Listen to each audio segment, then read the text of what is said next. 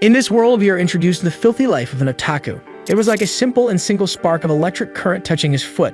He got a shock, and thus his world was turned upside down. How could a stubborn otaku live in another world without having the slightest idea of how to survive? And unexpectedly, one day, a baron decided to sell a city to the hero. However, the boy believed he would have to shell out a large amount of money and still wouldn't be able to buy it. Yet the baron was determined to sell his domain because he wanted to retire, asking for just 5 cups in return. Once he had the privilege of seeing a crystal cup in the Duke's palace, but it was nowhere near as clear and magnificent as the ones the hero had. So in exchange for just 5 cups, the protagonist got an entire city for himself. He immediately started thinking of making a beautiful woman his wife. Suddenly, a doubt arose about a conspiracy hidden behind all this easily acquired wealth, until one day it was enough to cause conflict and chaos in the boy's life. In another world, a bone-chilling wind along with mysterious ice as hard as iron existed in the Forbidden Mountain Range. Harsh snowstorms lasting millennia in the east of the Forbidden Mountain Range, these are dark and merciless times with the people ending up in misery. Amidst all this, rampant killing was just a game for the nobility,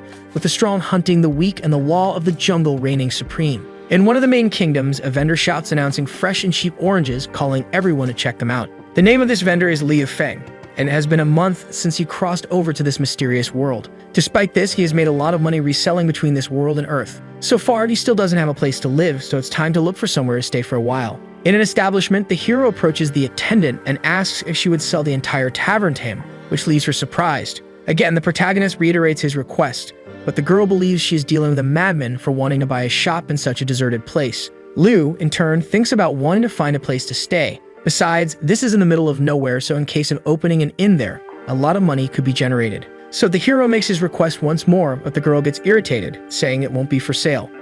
In that case, the boy states he can pay a lot of money, which catches the attention of 2 customers sitting at a table at the back of the establishment. One of them gets up and, seeing the boy's purchasing power, suggests that he should buy an entire city instead of a simple bar. Obviously, this proposal piques Liu Feng's curiosity, and that man confirms he didn't say it wrong, being Baron Carter along with his son Fez. The hero, however, believes that this old patron isn't bankrupt to want to sell a city and questions the reason for him being willing to trade his inheritance. In such a case, the Baron takes a deep breath to touch on this delicate matter, and then explains he's getting old. Besides, according to him, the young people of this generation are not up to his expectations. Therefore, he just states he wants to sell his domain so he can go to a big city to retire and forget everything. However, the hero is suspicious and believes he's being mocked by this damned old fox. So he asks the Baron to say how much he wanted for the city. And with a happy expression, Carter states he wants 100 gold coins. Upon hearing this, the protagonist is completely disbelieving and questions if the old man is crazy. It is said that 100 gold coins are equivalent to 4 million sheep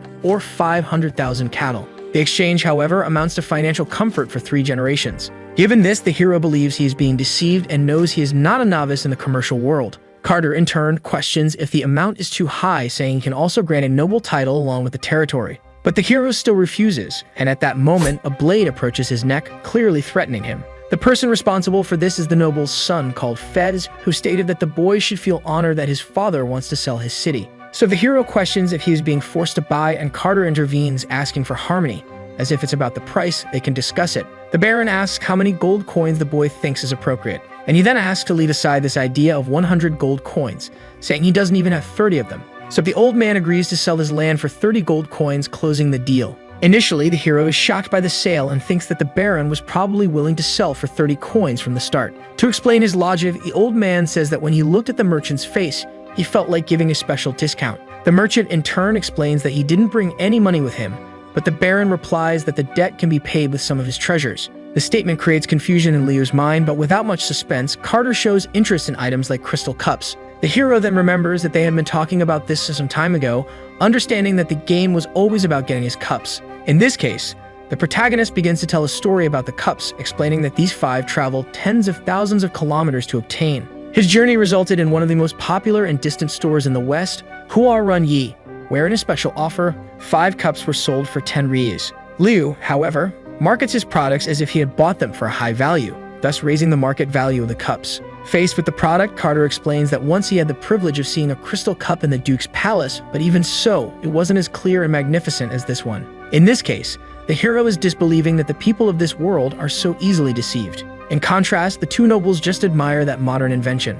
Liu thinks that if he had known this earlier, he would have brought more of them, but anyway, he can go back and forth between worlds whenever he wants. After witnessing the beautiful cups, the Baron asks his old friend if he has other treasures like this. Upon this, the protagonist realizes that this bastard wants to find out if he has any more valuable items, and that if he does, they will kill him to get them. The hero thinks that since the cup is considered a treasure, he will gather all the treasures and store them in his storage space, thus opening it for them to take a look. However, before that, the protagonist removes everything of value from the modern world from the box, and the Baron waits excitedly. After opening the chest, Liu demonstrates his other items and asks if Carter is interested in any of them. However, the old man is disappointed and says he doesn't want any of that for now, which the hero comments is a pity. Later, on a sunny road in the countryside, the galloping of the horse is heard. The protagonist is with the nobles in the wheat fields near the city of Yang, and he notices that the crops are growing very well. Carter agrees despite having to watch out for horse thieves who appear in the autumn harvest to steal the grains.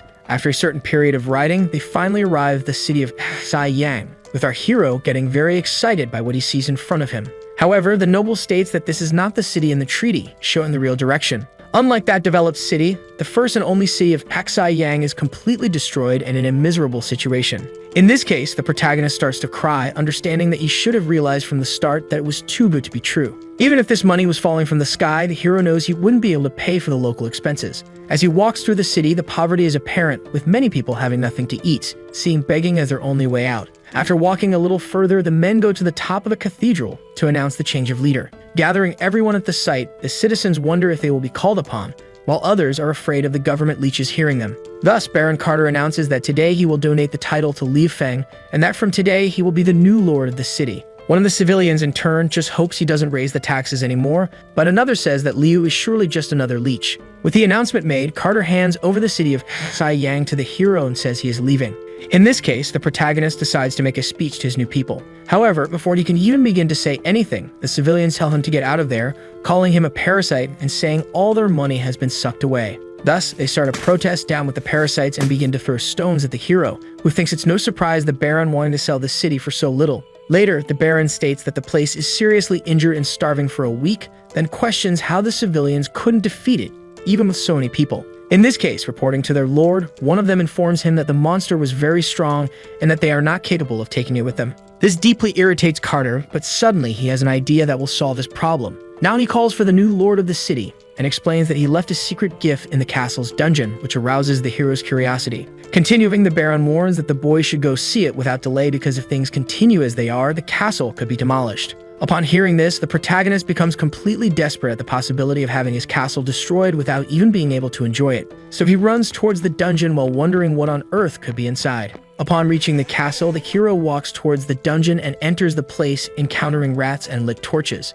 Inside, he wonders what kind of present the Baron left in this place. In this context, he shouts, asking if anyone is there and prepares to open a gate by leaning near the lock. However, suddenly, due to a lack of repairs, the wall starts to crack, giving the impression that the gate is falling. So the protagonist first dodges to the left and then to the right, finally bragging about having saved himself from danger. However, while he spends his time boasting about his feats, the gate ends up falling on the boy's foot. At that moment, a scream resonates throughout the place and Liu begins to cry while complaining about the infernal pain he is feeling. But suddenly something catches the hero's attention, making him completely forget about the pain. In front of him was a demi-human, and this was the first time the protagonist saw one, understanding now that there are such specimens in this world. To check the girl's condition, Liu approaches and shakes her, asking if she is still alive. He realizes that this might be the gift the Lord was talking about, so the hero thinks he cannot just do nothing and watch the girl die. Thus, the protagonist conjures a spell in his hand that opens a blue circle in space-time, bringing various food supplies into this world. He decides to look for something good to drink to improve the girl's condition,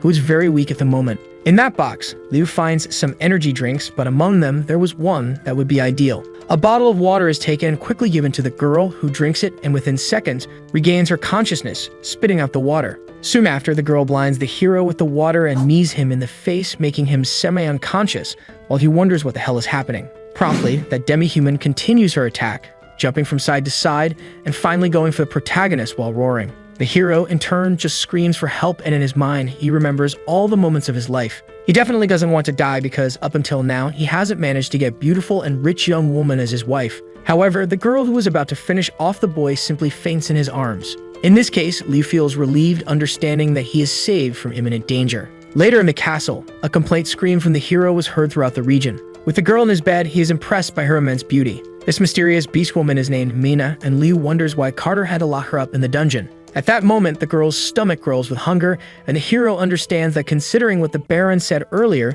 the girl probably fainted from hunger. Upon opening his portal, there was still rice inside the spatial storage, so the protagonist decides to take it out and cook a porridge. However, accidentally, from inside the portal, a piece of paper is carried by the wind out of the castle, and it goes down the city until it meets its destiny by falling on an elderly citizen's head. Picking up the paper in his hand, the old man wonders what it could be, but when he decides to take a look, he is impressed by the content. Then he announces his discovery to everyone, asking them to come take a look at the leaflet. Back at the castle, our hero has prepared the porridge, and at this moment, he is careful to blow on it a bit to reduce the temperature. Next, he feeds the unconscious demi-human who ingests the food, and in her mind, she thinks it smells good, wondering if the food is rice porridge. After having some of her energy restored, the girl wakes up from her faint, getting up from the bed with great disposition. Upon waking up, the girl realizes she is next to the person who came to disturb her in the dungeon in her last moment of consciousness. Thus, she jumps on the hero and aggressively questions what he made her eat. In this case, the protagonist informs her that it's just rice porridge, which makes the girl redirect her attention to the bowl held by Liu.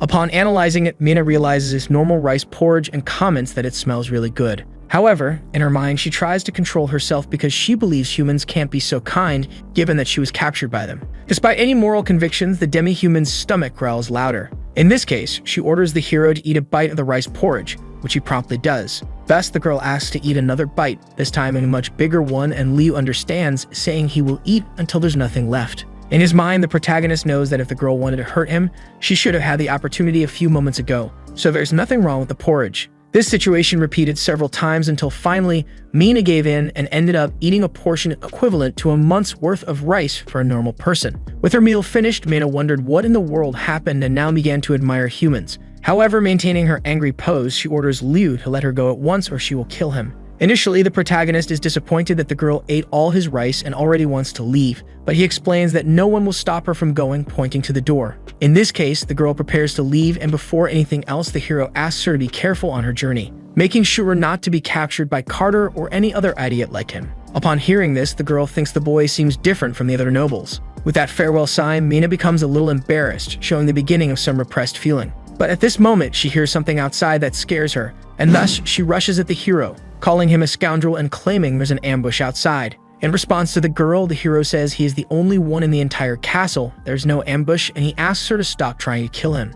At this moment, a revolt happens outside the castle with civilians shouting at the leeches and demanding they open the gates. In this case, the girl claims she was right about her suspicions, but the protagonist says he doesn't know what's happening. Quickly, the population manages to enter the castle, getting closer and closer to the Lord's Hall. The cry of revolt was heard throughout the place, calling for strength and ordering the death of the leeches. Upon reaching the Baron's quarters, Sinki's group tries to break down the door with a log. Faced with this, the hero explains to the girl that these are not his people, advising her to hide quickly. Initially, Mina is suspicious, but Liu says that if he wanted to hurt her, she would already be dead, which makes the girl take his words a bit more seriously. Finally, the group of rebels manages to break down the door, and their leader points to the Lord of the Land.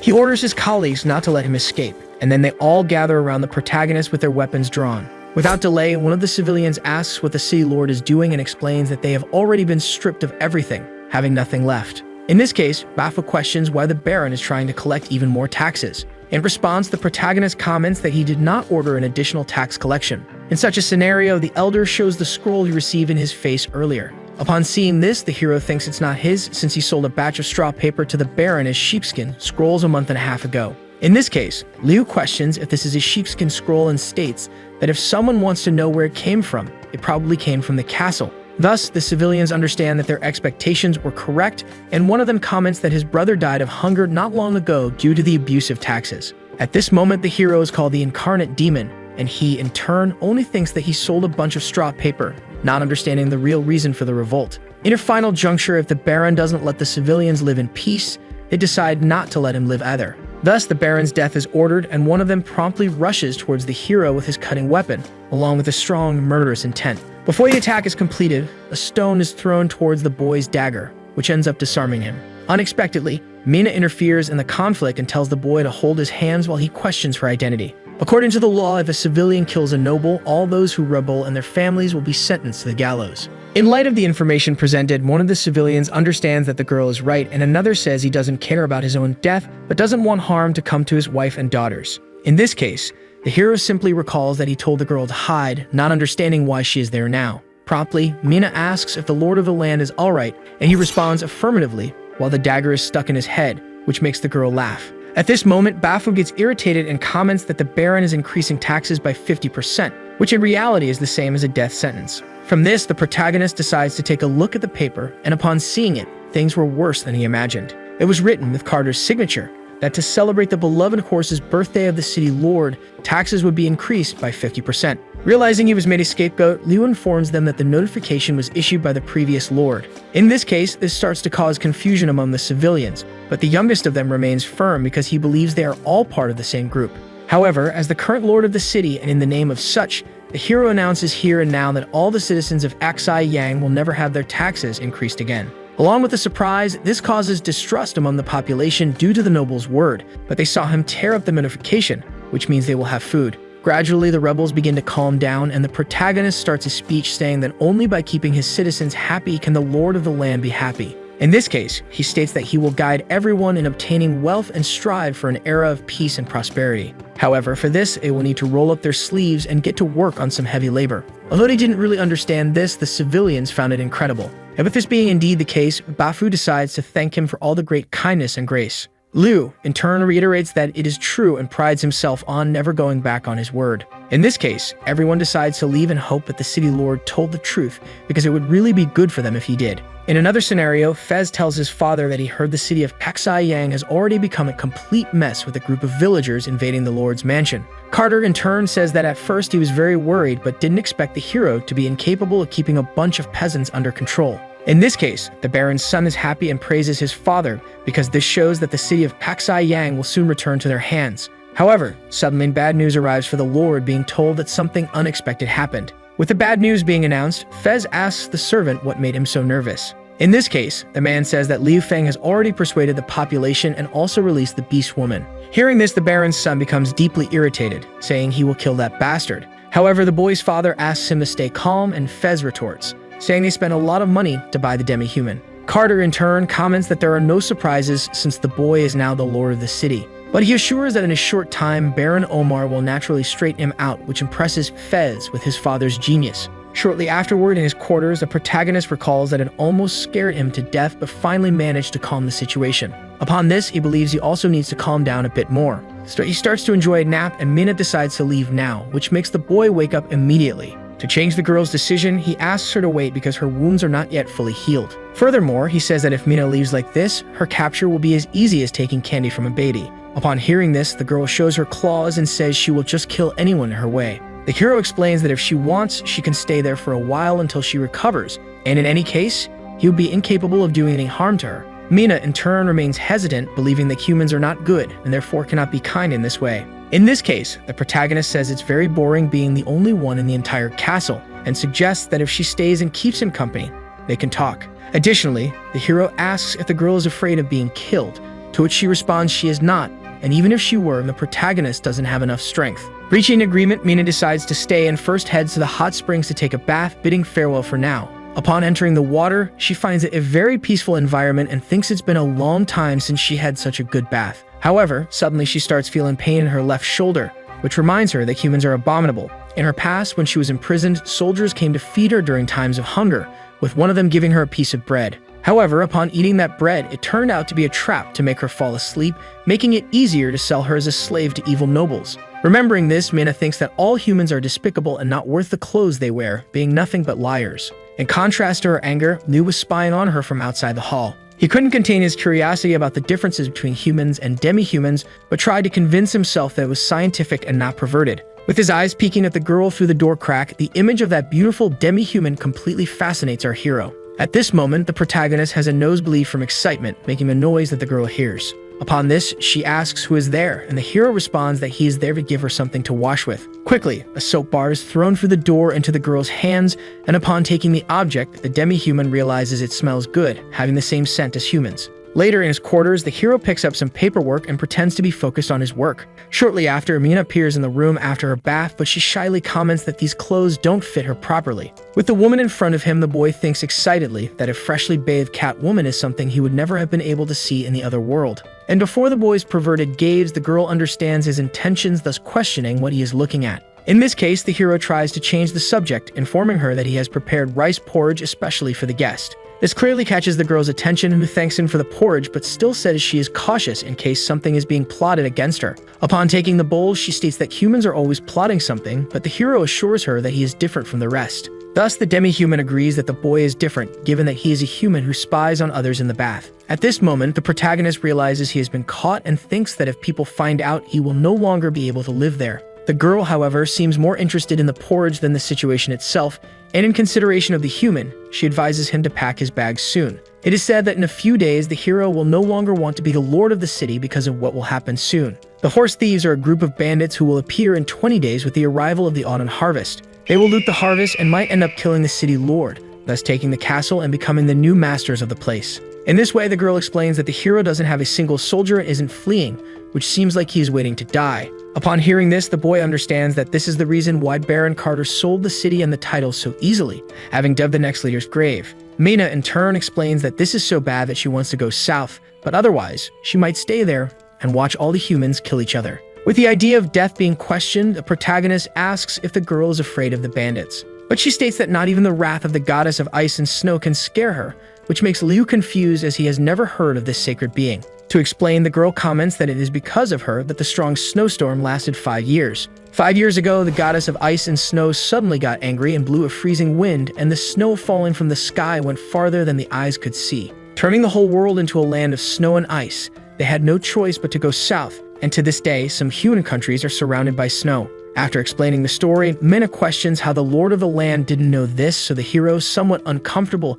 explains that he was traveling east during that time. This causes some suspicion, but the girl doesn't care much and reiterates the request to flee if the protagonist doesn't want to die. However, Liu recalls that there is still half a month until the autumn harvest and states that there is no need to worry. This is because he proudly says he has his own way. In a certain forest, a tiger runs after a boy named Miu Wu, who does not seem very worried about the situation despite the animal's ferocity. With a confident look, the boy tells the tiger to chase him because he is confident in his abilities. So the animal chases the boy with all its strength, and they approach a barricade. At this barricade, the fugitive easily climbs it, and from the top, he just mocks the tiger for not being able to follow him. After another failed attack by the animal, the boy says he no longer wants to play with the kitty. From the top of a mountain, an adult man holding a trident shouts to all of his colleagues that it is now showtime. Promptly, New Dal, along with Newer, New San, and New Sai, appear ready to hunt the animal with their weapons and gear. The tiger realizes it is in trouble, but does not have enough time to react, eventually being captured and killed. With the hunt over, the boy's city is seen from above, and now that the present is ready, they decide to head to their destination. In the city of Yang, Uncle New's family is reviewed by the citizens, and they comment that since they refused Carter's recruitment, they'd never return to the city. The civilians do not understand why this family is entering the city, but Bafu understands that from the direction they are probably going to visit Liu Feng. The rebellious boy shouts that it is impossible because even if the young noble could invite the king, he could not invite the entire New family. In this case, a doubt arises, but it is common knowledge that it is impossible for Uncle Mew to help a blood-sucking monster. In the carriage heading to the castle, a girl comments that Liu seems to be a good boy, becoming a noble and even sending a letter to invite them. Continuing, she comments that they did not save the wrong person, and another girl is very happy to see Liu again, drowning in love for him. Later in the castle, the hero is extremely happy with the visit of his uncles Mew and Mei. Then they throw the tiger to the ground, informing him that it is a present for becoming the governor of the city. Upon seeing it, the boy's eyes shine, thinking he can make a high-quality fur coat, and he asks if the animal weighs around 250 kilos.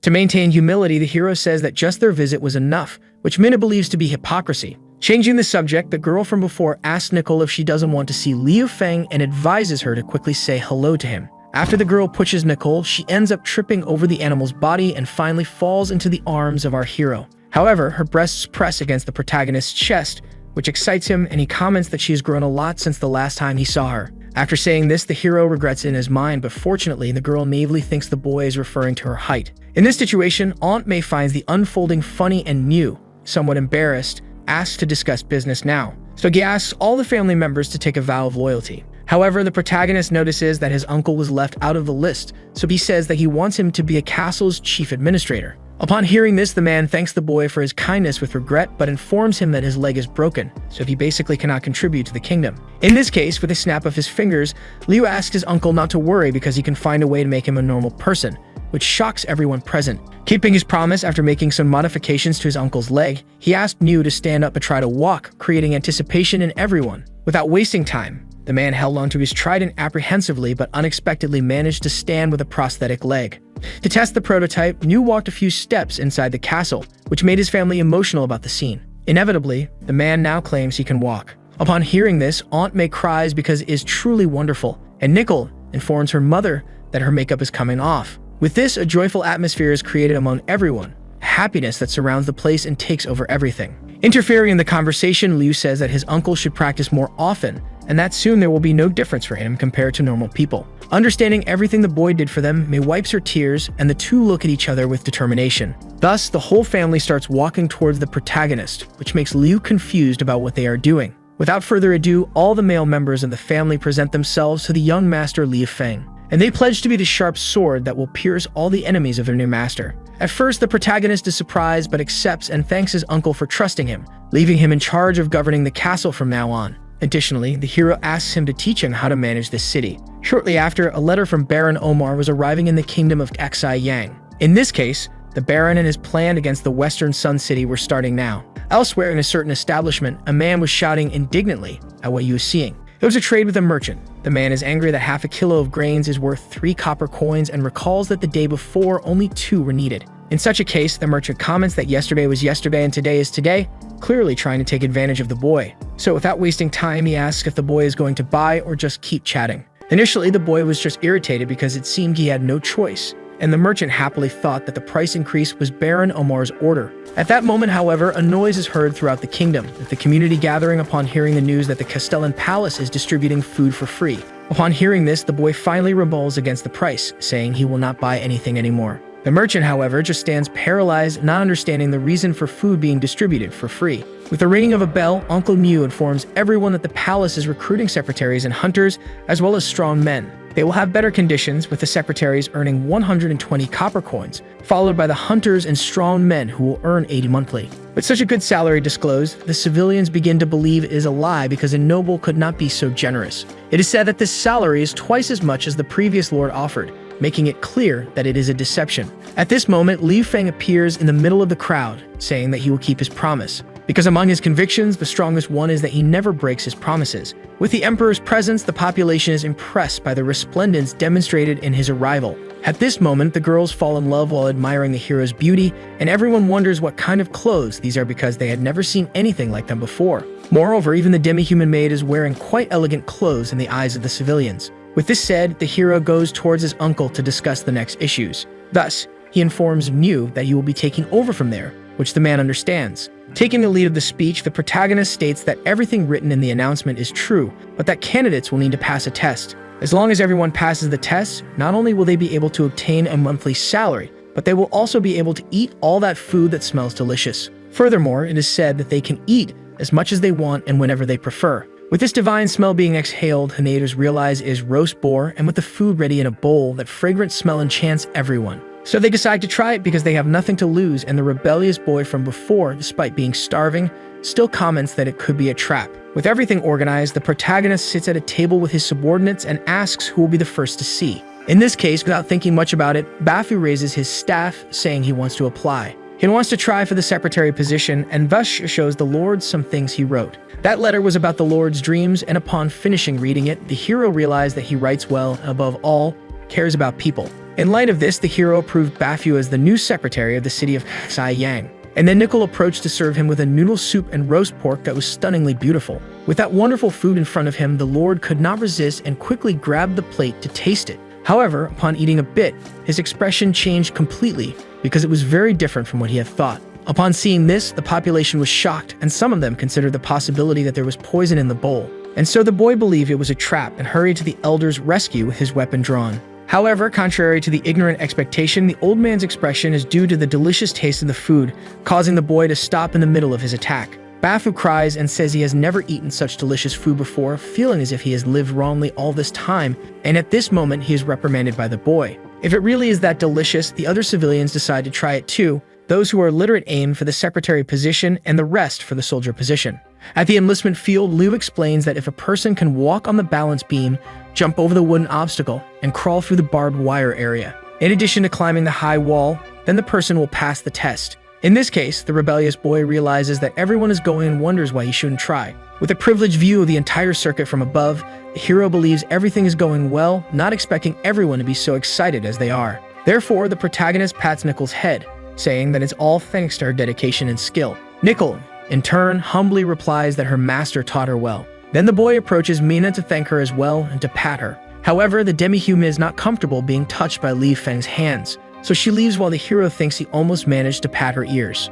Anyway, Nickel wonders who that girl is to her big brother Liu, understanding that she seems a bit dangerous, but that her companion doesn't seem to care much. In the enlistment field, everyone is exhausted, but they keep going, thinking about the noodle soup and roast pork. At this moment, amidst the tests, a person falls and is quickly removed from the test. Thus, another has their clothing caught on the barbed wire and is also removed. This way, now in the climbing competition, one of the men falls, being eliminated from the contest. From afar, Liu doesn't understand where his master got these things from, as even he, who has been training since he was young, finds it difficult to pass. In this case, it was extremely difficult for normal people who gradually left the test in pain and exhausted. In his mind, Liu believes that if this continues, they won't be able to recruit any soldiers. Later in his room, the hero is reading the legendary Emperor Sun Tzu's book, The Art of War, and can't believe so few people passed the test. Then Nickel suddenly appears with his afternoon tea along with chocolate cake and coffee, which the hero thanks her for wholeheartedly. Upon eating the cake, he finds it soft and tasty, as well as sweet and light, so the hero praises Nickel for her incredible culinary skills.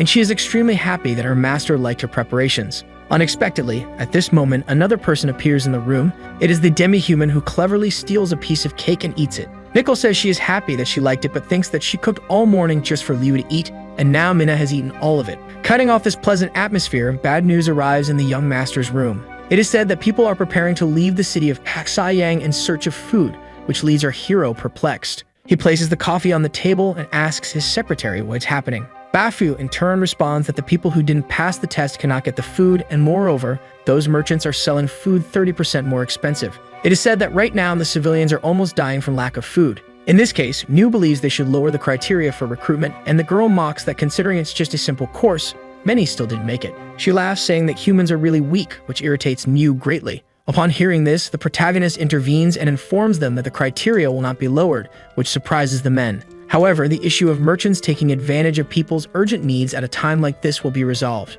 Without delay, Liu heads to the merchant's establishment, and the merchant greets the lord of the city, asking what brings him there. So our hero asks if it was the man in front of him who raised the food prices by 30%. Irritated, he prepares to punch the face of the thief who monopolized the market and put everyone in a difficult situation. However, when he kicks the damn fat guy, he receives no apparent damage, either due to the hero's weakness or the merchant's resistance. With this, the merchant comments that he provides the food and people buy it, and that if they complain that it's too expensive, they can just not buy it. Thus, he asks if there is a problem, and Liu closes his face, grabbing Liu's sword from its sheath and advancing toward the merchant. With that sword pointed at his neck, the hero intimidates the man, asking how he dares to rob his people. However, the man asks the city lord to calm down, and knowing his rights, he states that according to the law, merchants can set prices as they wish. So he questions if the protagonist is thinking of ignoring the law, and upon consulting his secretary, the matter is confirmed. The merchant then starts to victimize himself, saying that they are honest food merchants who conduct their small businesses according to the law.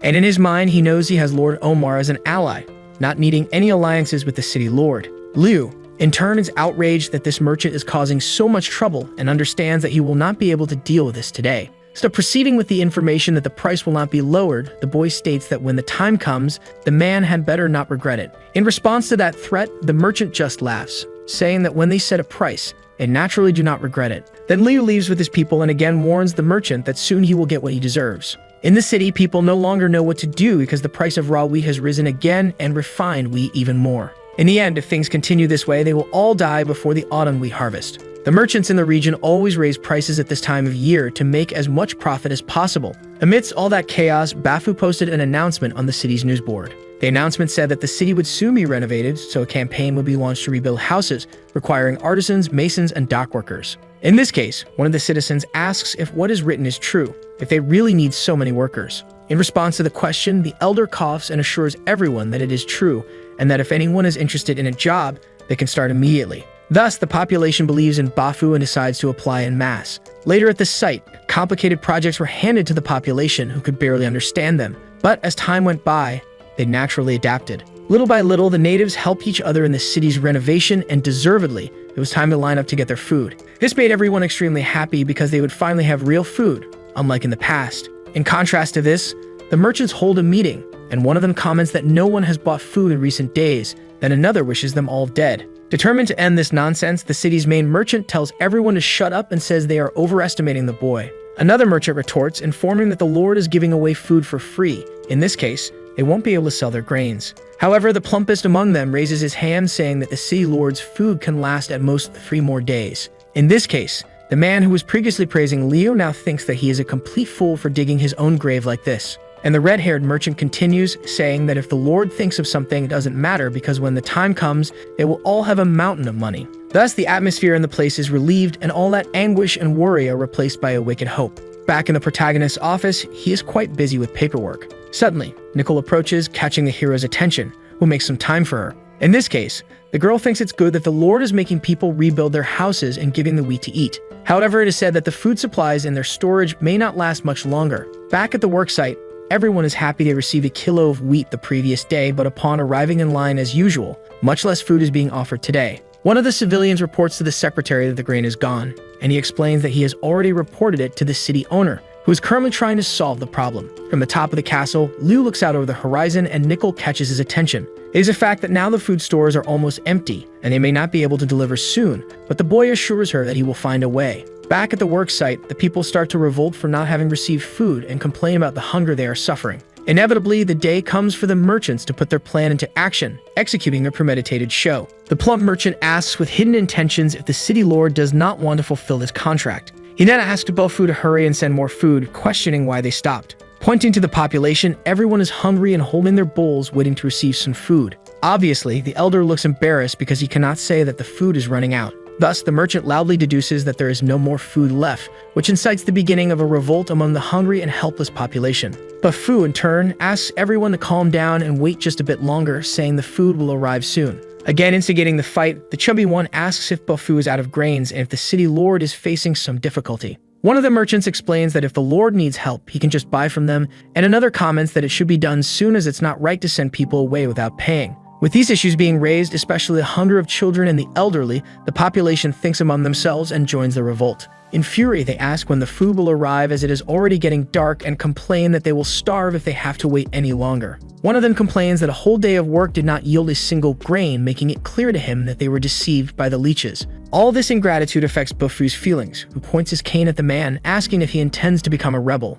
Understanding that the old man is challenging them, the population gathers to lynch the elder. They almost seriously hurt the old man, but fortunately, the civilians stop the revolt when they hear a thunderous shout saying, "Enough." This shout reveals the presence of the protagonist, who asks what the hell they are doing. Before everyone, the city lord is finally there to resolve the issues personally. He moves with Mina to the center of the commotion while being looked up and down by the merchant. Liu states that those who want to cause trouble again will no longer need to come to work the next day. The information that they might lose the chance to get food affects the people's psychology, and in contrast, Bofu recovers from that cowardice. Then the merchant comments that the lord arrived just in time and asks when they should start delivering the grains because everyone is waiting for dinner. In this case, the protagonist understands and states that the grains will be distributed after waiting a little longer, which again starts to anger the population. The merchant dramatically cries while asking the lord to look at his people who, after a hard day's work, are waiting with their children for food. He adds that even if he does not consider them adults, he should not forget the children. Therefore, today, for the sake of the children, the man says he is willing to risk everything.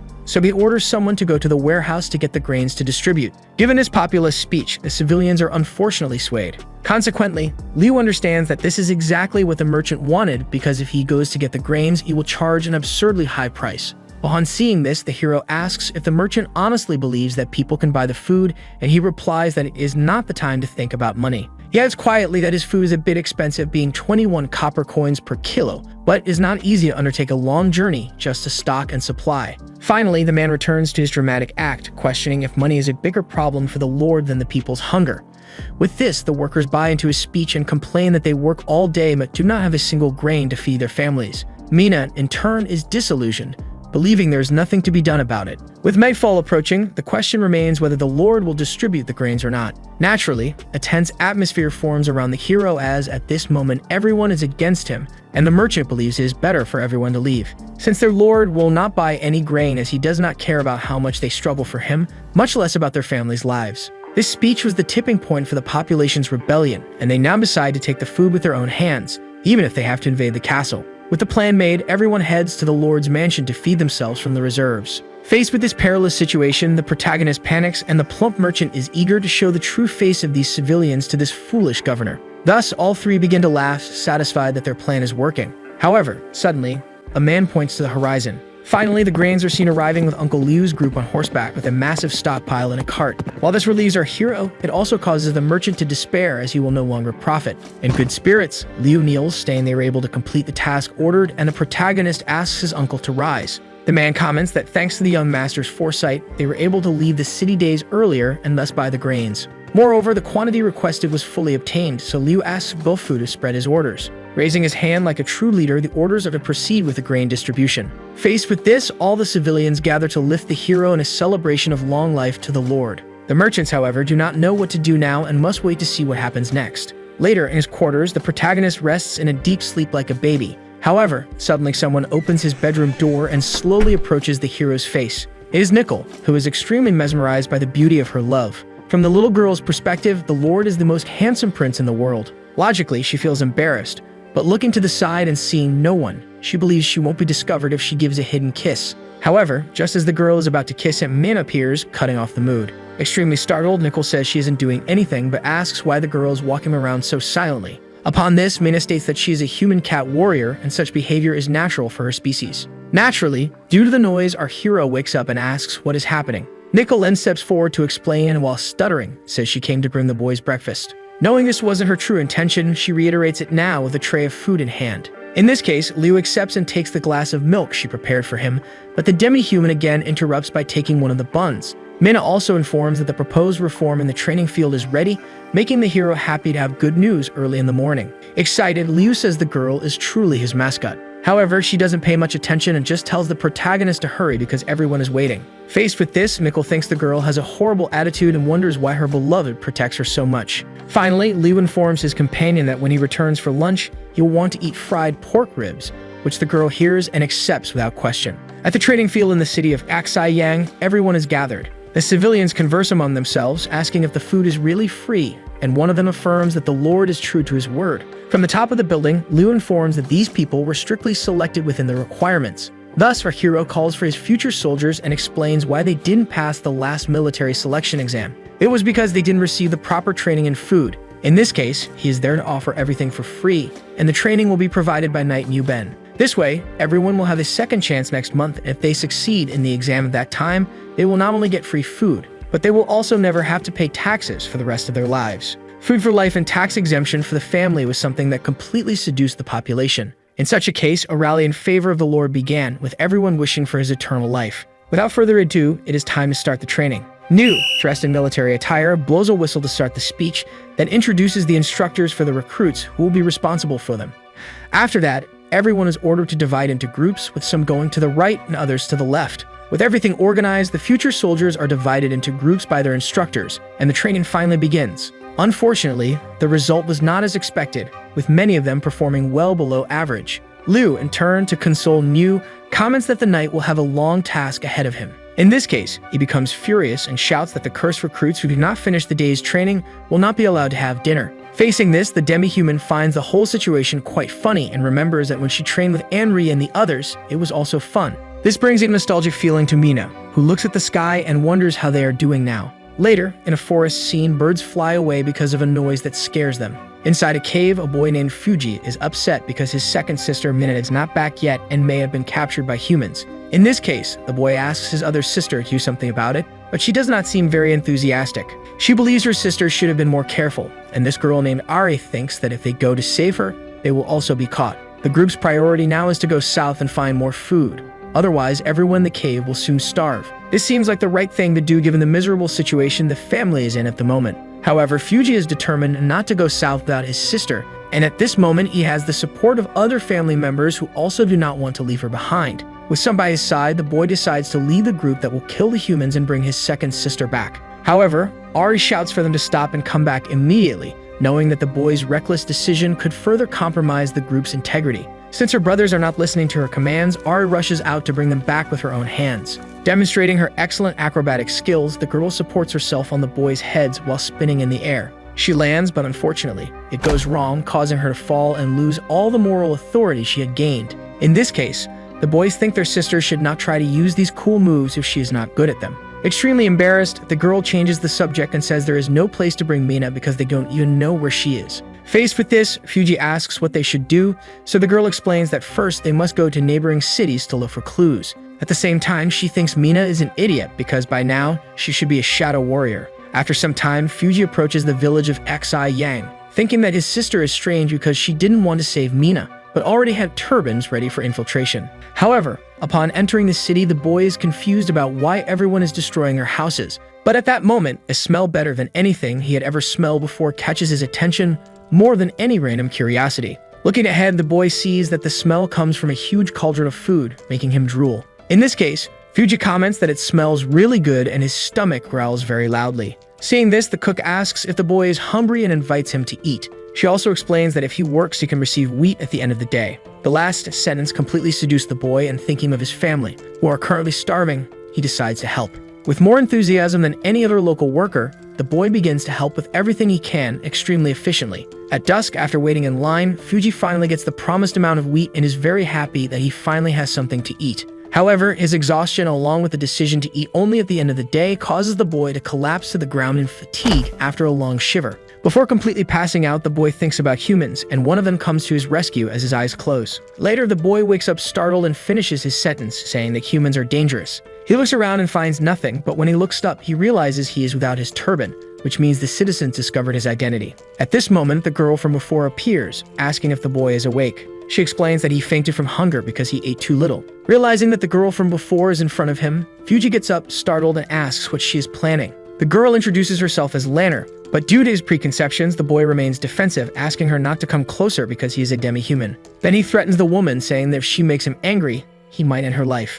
Despite all his efforts to seem threatening, Lanner just laughs in the boy's face. She asks if all demi-humans are as playful as he is. In this case, Fuji asks if the woman is not afraid of him. Lanner responds that she is not, since there is a Catwoman who collaborates with Lord Li Feng, who does not seem scary at all. In this context, Fuji realizes that this Catwoman might be his second sister. Very excited, the boy asks what the woman who accompanies the Lord looks like. He is told that she has long violet hair and big, beautiful round eyes. Thus, Fuji is now certain that this is his sister and decides to return home to tell everyone. However, without realizing it, he touches the girl's hand by accident but notices that she is not afraid of him. Without further ado, the boy grabs the wheat grains along with his turban and dashes towards his home. Lanner, however, notices that the boy could have jumped out the window, but for some mysterious reason decided to go through the wall. Back in the cave, Ari is strictly nervous about her brother's decision to disguise himself as a human to visit the villages. She scolds her brother heavily, explaining the immense danger Fuji was in. However, amidst all these bad things, the boy reveals that despite everything, he discovered where his sister is. Ari then decides to change the focus of the discussion, now shaking Fuji while asking where she is. Dizzy from being shaken so much, the boy informs her with his last bit of strength that Mina resides in the city of Xi Yang. He also explains that she was captured by the city lord Li Feng.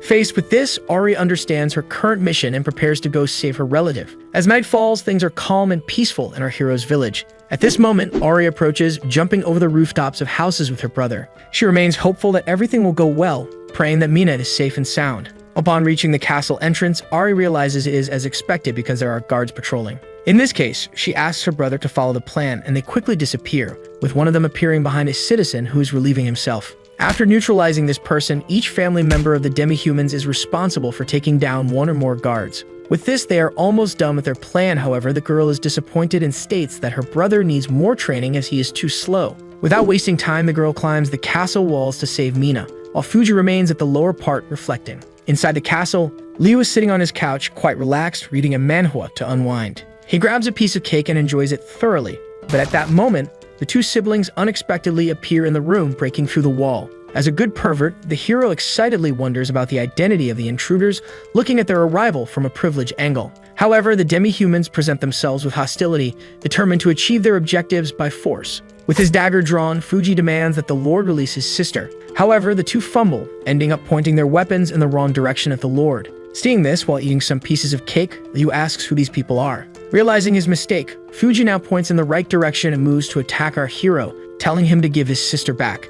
At that moment, in a flash, Mina appears to defend her master and fortunately manages to stop the boy's strike. However, when they look at each other, they realize they are members of the same family. Faced with this, Ari is completely shaken to see her sister in such a situation. Fuji, in turn, drops the dagger and cries at Mina's feet, finally having found her. Seeing this, Liu understands that they all belong to the same demi-human family. But the boy still harbors negative feelings towards the hero, saying he will kill him. In this case, Mina intervenes in the conflict, saying there is a misunderstanding between them. Promptly, the girl explains that she is at the protagonist's house because she needs to recover, which shocks her sister. After hearing this, Ari throws herself into Mina's arms, crying and asking about the severity of her injuries. All this reunion atmosphere makes the girl very happy, and to alleviate their worries, she informs them that she is fine. Changing the subject, Mina asks why they are there because she had already told them not to worry and just to take Fuji and the others to the south. Ari explains that it was her brother and the others who insisted that she come to save her. Amidst all that conversation, our hero can only admire the beauty of the fox demi-human.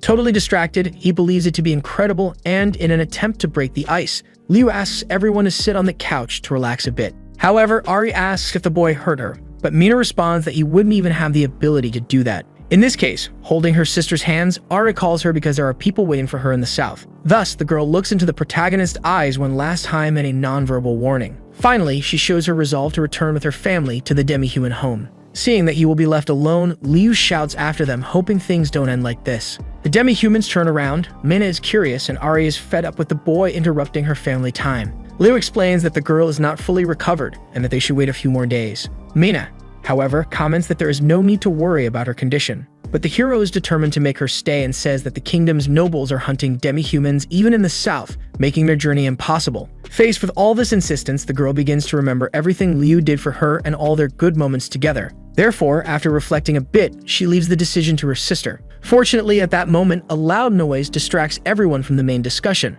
The noise was Fuji's stomach growling as he is starving after so long without food. In this case, the hero has an idea on how to resolve Mina's stay. Doing what he does best, Liu prepares a dish of rice with tomatoes and eggs for everyone, letting them help themselves as much as they want. Faced with this, the three demi-humans are completely mesmerized by the food, but Ari still resists the temptation, remaining suspicious. However, with just a small bite, all her preconceptions change dramatically. At that moment, all the girl's worries disappear, and she feels as if she is running in her most primitive form through a joyful tomato field. The flavor of the food completely envelops her emotionally and spiritually, making her unable to stop praising it. Regaining her consciousness, Ari silently praises Liu, as she never believed a human could make such delicious food. In contrast, two of the less mannered demi-humans have their heads in the bowls, devouring all the food. In that degrading situation, one of them ironically comments that it looks like the rice is finished. On the castle veranda, Mina is lost in thought as she looks at the moon. At that moment, the hero appears, happy to find her there, and says he was looking for her. Liu asks if she isn't afraid he might poison her family,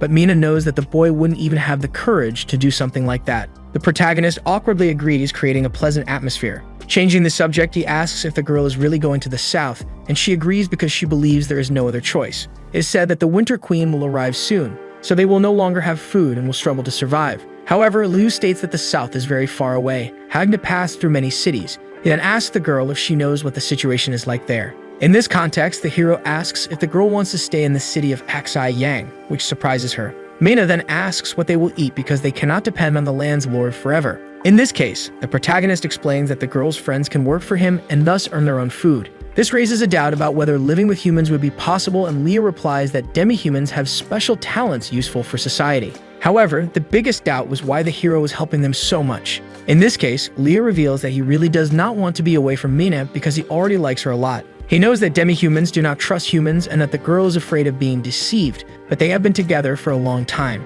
Therefore, the protagonist politely asks his companion to stay in his land with him. With a quick exchange of glances, Mina turns away, embarrassed, and leaves, making Liu think, disappointed that he still hasn't convinced her. Inside the castle accommodations, Mina's sister praises the clothes they are wearing, describing them as very comfortable, even better than the clothes of the nobles. In response, the girl praises her sister's luck, noting that these were the smallest clothes available in the entire city. Upon hearing this remark, Ari feels offended, thinking she's being mocked for the small size of her lemons. In retaliation, she goes after her sister's melons to attack. Meanwhile, as the girls make suspicious sounds in another room, the protagonist simply enjoys the melody from his bed in his chamber. However, he remembers that the girls will leave the next day, and in their beds, Mina calls her sister for a more serious conversation. A bit disappointed, she asks if they really have to go south, and Ari gets irritated by this question, asking if there's a problem. The girl then places her arms on her sister's shoulders, questioning if she doesn't want to go and asking why she likes that human so much. Mina, however, tries to deflect by saying she's just scared because they still don't know much about the South, especially regarding its physical and food security. In this case, Ari asks if these concerns were raised by the city lord, and Mina obviously says no, even though it wouldn't be absurd. With that, she gets up while saying that the demi-humans still don't understand much about the South and don't know what dangers await them. However, the girl says that if they decide to stay, even if they face problems in the future, they will still be able to handle them if they act with perseverance. This makes Ari consider her sister's proposal and think a little more about it. Later in the castle, noises are heard in the corridors as the small demi-humans are impressed with their relatives' fancy clothes. Completely surprised, they associate the girl with a real princess, who indeed looks stunning in the palace-offered attire. In this case, the little ones ask why the girls have new clothes and they don't, and Ari responds ignorantly, saying there are only dresses available. In a corner of a castle corridor, the hero stands motionless like a zombie, since today is the dreaded day of the demi-human's departure. With that, after drying his tears in his mind, he calls everyone outside, saying he will guide them as far as possible. However, before he can proceed with the farewell, his name is called by the group of demi-humans who have now changed their minds. Thus, Ari, in her arrogant way, points her finger at the hero and asks what jobs he has available to offer them. Little by little, the protagonist's color begins to return, and as he understands what is happening, his eyes shine with excitement. To clarify any remaining doubts, he asks if the demi-humans have decided to stay, to which Mina replies it's just a temporary collective agreement, because if they discover that Liu Feng is plotting something bad against them, they will definitely end his race. In this case, the hero doesn't worry about the threat because he knows he doesn't intend to harm them, now feeling happier than ever. The boy's happiness was so great that it even began to disturb the girl's sleep due to the sounds he made around the castle during the night. This situation was enough for Ari to regret her decision, but the protagonist was too happy to have any sense.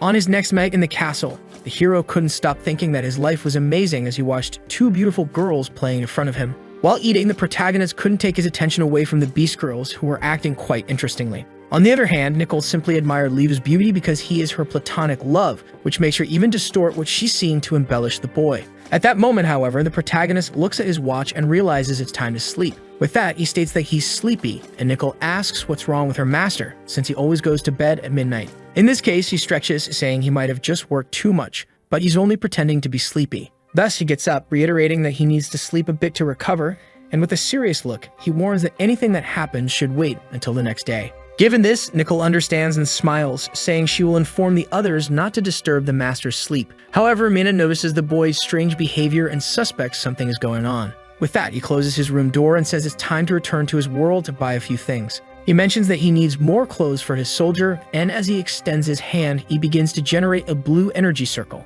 The explanation is that this is a time-traveling power, allowing him to travel once a day, which enhances his body and powers as a result. His power is so strong that it can even see the future and potential risks. However, the protagonist struggles to control how the travel occurs. Thus, he flips upside down and starts falling, eventually arriving in his original world's room, hitting his head on the corner of the bed.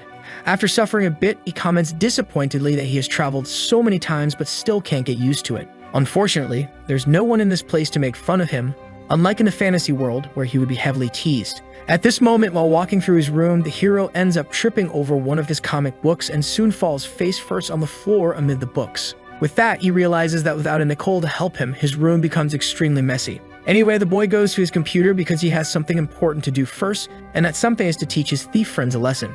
Thus, while chatting online, he is determined to create a glorious victory scene with 500 metal bows and 500 longbows. In this case, Liu's colleague asks if he's sure, and he confirms because they want to make a war movie in another world, and money is no issue. The recipient understands the request and says they will produce it with the company to send it to the boy as soon as possible since it's an important production. This way, Liu Feng manages to deceive people in the real world to obtain military equipment for his soldiers, boasting of his extreme competence. However, before leaving, he almost forgot that he also came there to buy groceries at the supermarket. While shopping, the hero has a list of everything he needs, having already grabbed soap and paper in large quantities. With that, from the back of the market, two women are impressed by the amount of supplies the boy is buying, associating him with the CEO of a large company. This is because, besides the main cart, two other employees were following behind, carrying more supplies in full carts. To To exemplify, more than 9 toothbrushes were purchased, along with dozens of boxes of shampoo and many napkins. This resulted in a massive pile of products that the unlucky cashier would have to spend a lot of time scanning. However, upon looking closer, the girl realizes the customer is Mr. Liu, already known to them at the store. In this case, the cashier looks around, and after noticing that no one is watching, she comments on the hero's time-traveling romance. She says she has read every posted chapter and asks why the protagonist stopped writing for months, so Liu decides to explain the reason, exciting the girl. With that, Liu becomes a bit embarrassed and merely comments that he has been somewhat busy with other things recently. Given this, the cashier explains that she spoke with the boy's neighbor, who reported that the hero hadn't left his room for a long time. Thus, she concluded that he was stuck working to prepare for a grand return, which Liu decided not to deny to avoid disappointment. However, in his mind, our hero understands that given his recognition at the supermarket, the best choice now is to change the place where he shops. Back in the fantasy world, Mina stops in front of the protagonist's room, feeling that he might not be feeling well. Thus, she decides to open the door to check on the Lord's condition, but realizes the door is locked. Back at his house on planet Earth, all the boxes are placed on the bed and the hero activates the interior space.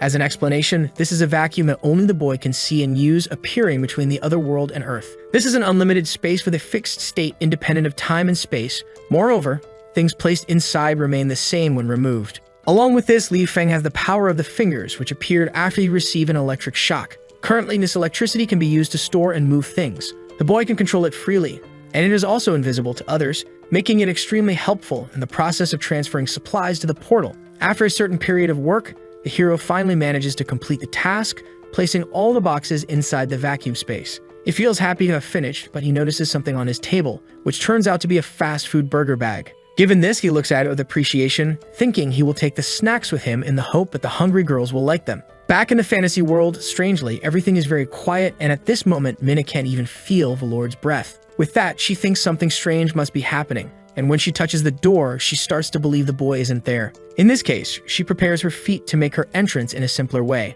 However, at that exact moment, the protagonist materializes inside his room using his powers. Happy to be back, he realizes that choosing his room as the time travel location was a wise choice due to the calmness of the place. This calmness is quickly interrupted by the Beast Girl, who kicks the door, breaking the locks of the hero's room. After kicking the door, a thick dust rises through the room, making her cough. However, she remains alert to everything happening around her. Still, when she looks around the room's corners, she can't see where the castle's lord is. That's because she was standing on top of the hero's bed, which had been toppled over by the impact of the door being broken down. In this case, the girl gets scared by the situation and quickly moves away from Liu, who is suffering in pain on the floor. Anyway, she starts eating the snacks the hero brought from the other world and explains that she knocked on the door, but not getting any response, decided to enter hastily. Given this, Liu understands that his door was broken, and so he asks why the demi-human is so worried about him. This question catches the girl off guard and somewhat embarrassed. She denies the inquiry, saying she only came to thank him for the work offered.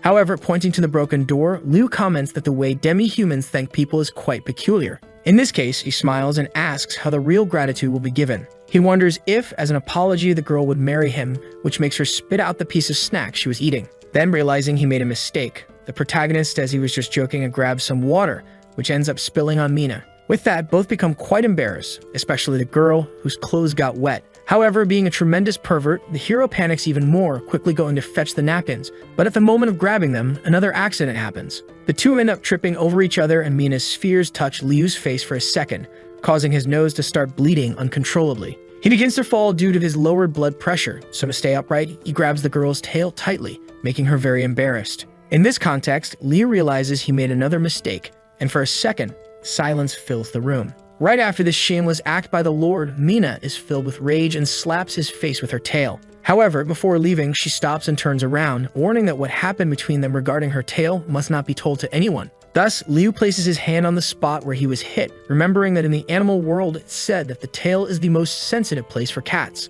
In such a case, Mina leaves irritated but also embarrassed, and Liu just watches from afar, happily wondering if what just happened was a flirtation. In a location somewhat close to the main city, amidst the mountains, hooded men walk with their horses, believing this to be the place they were looking for. As they enter the main city area, the men pass by workers who manage to earn food, and the wind makes it possible to see a weapon in their holster. At nightfall, one of the workers is happy because he received 1 kilogram of grains again, which is more than enough, and another says it's obvious since the Lord has never given them less. However, they notice the arrival of some strangers on horseback and realize it's quite late to be lingering around. Unfortunately, the boys don't have time to leave safely before being confronted by the mysterious warrior. Showing himself to be a villain, the man grabs the worker's sack of grains, who tries to resist since it's the only food he has. As a true evildoer, the warrior decides not to keep the food and instead tears it apart so that no one can have it. With that, he leaves, leaving behind the frustrated worker with his entire day's worth of food scattered on the ground. Determined not to be submissive, the boy starts running after the mercenary who ruined his personal belongings. Since he's dealing with a bandit, the mercenary reacts to this affront with a blow from his dagger, which causes blood to splatter all around, leaving his companion trembling in fear. In a desperate situation like this, the boy tries to scream for help, but he is suddenly kidnapped by another of the men who appears behind him. More blood is shed by the hooded men, and without concern, they leave while mocking the situation, despite not initially intending to cause such a mess. Back in the kingdom, in the red-haired merchant's quarters, he's hosting a feast with plenty of food, drinks, beautiful women, and the hooded men. While one of them gorges on everything being offered, the other acts more calmly, and the event continues without issues. Later, in the area where the crime took place, some villagers lament what happened while remembering that the victims were considerably close to them. Given this, the chief guard in charge of maintaining order asks everyone to stay away and informs them that the Lord is currently investigating. At the crime scene, the hero is indeed present, and upon seeing what happened, he is outraged that someone dared to kill one of his own right under his nose. In this context, he thinks that when he catches those responsible, he will punish them in the worst possible way,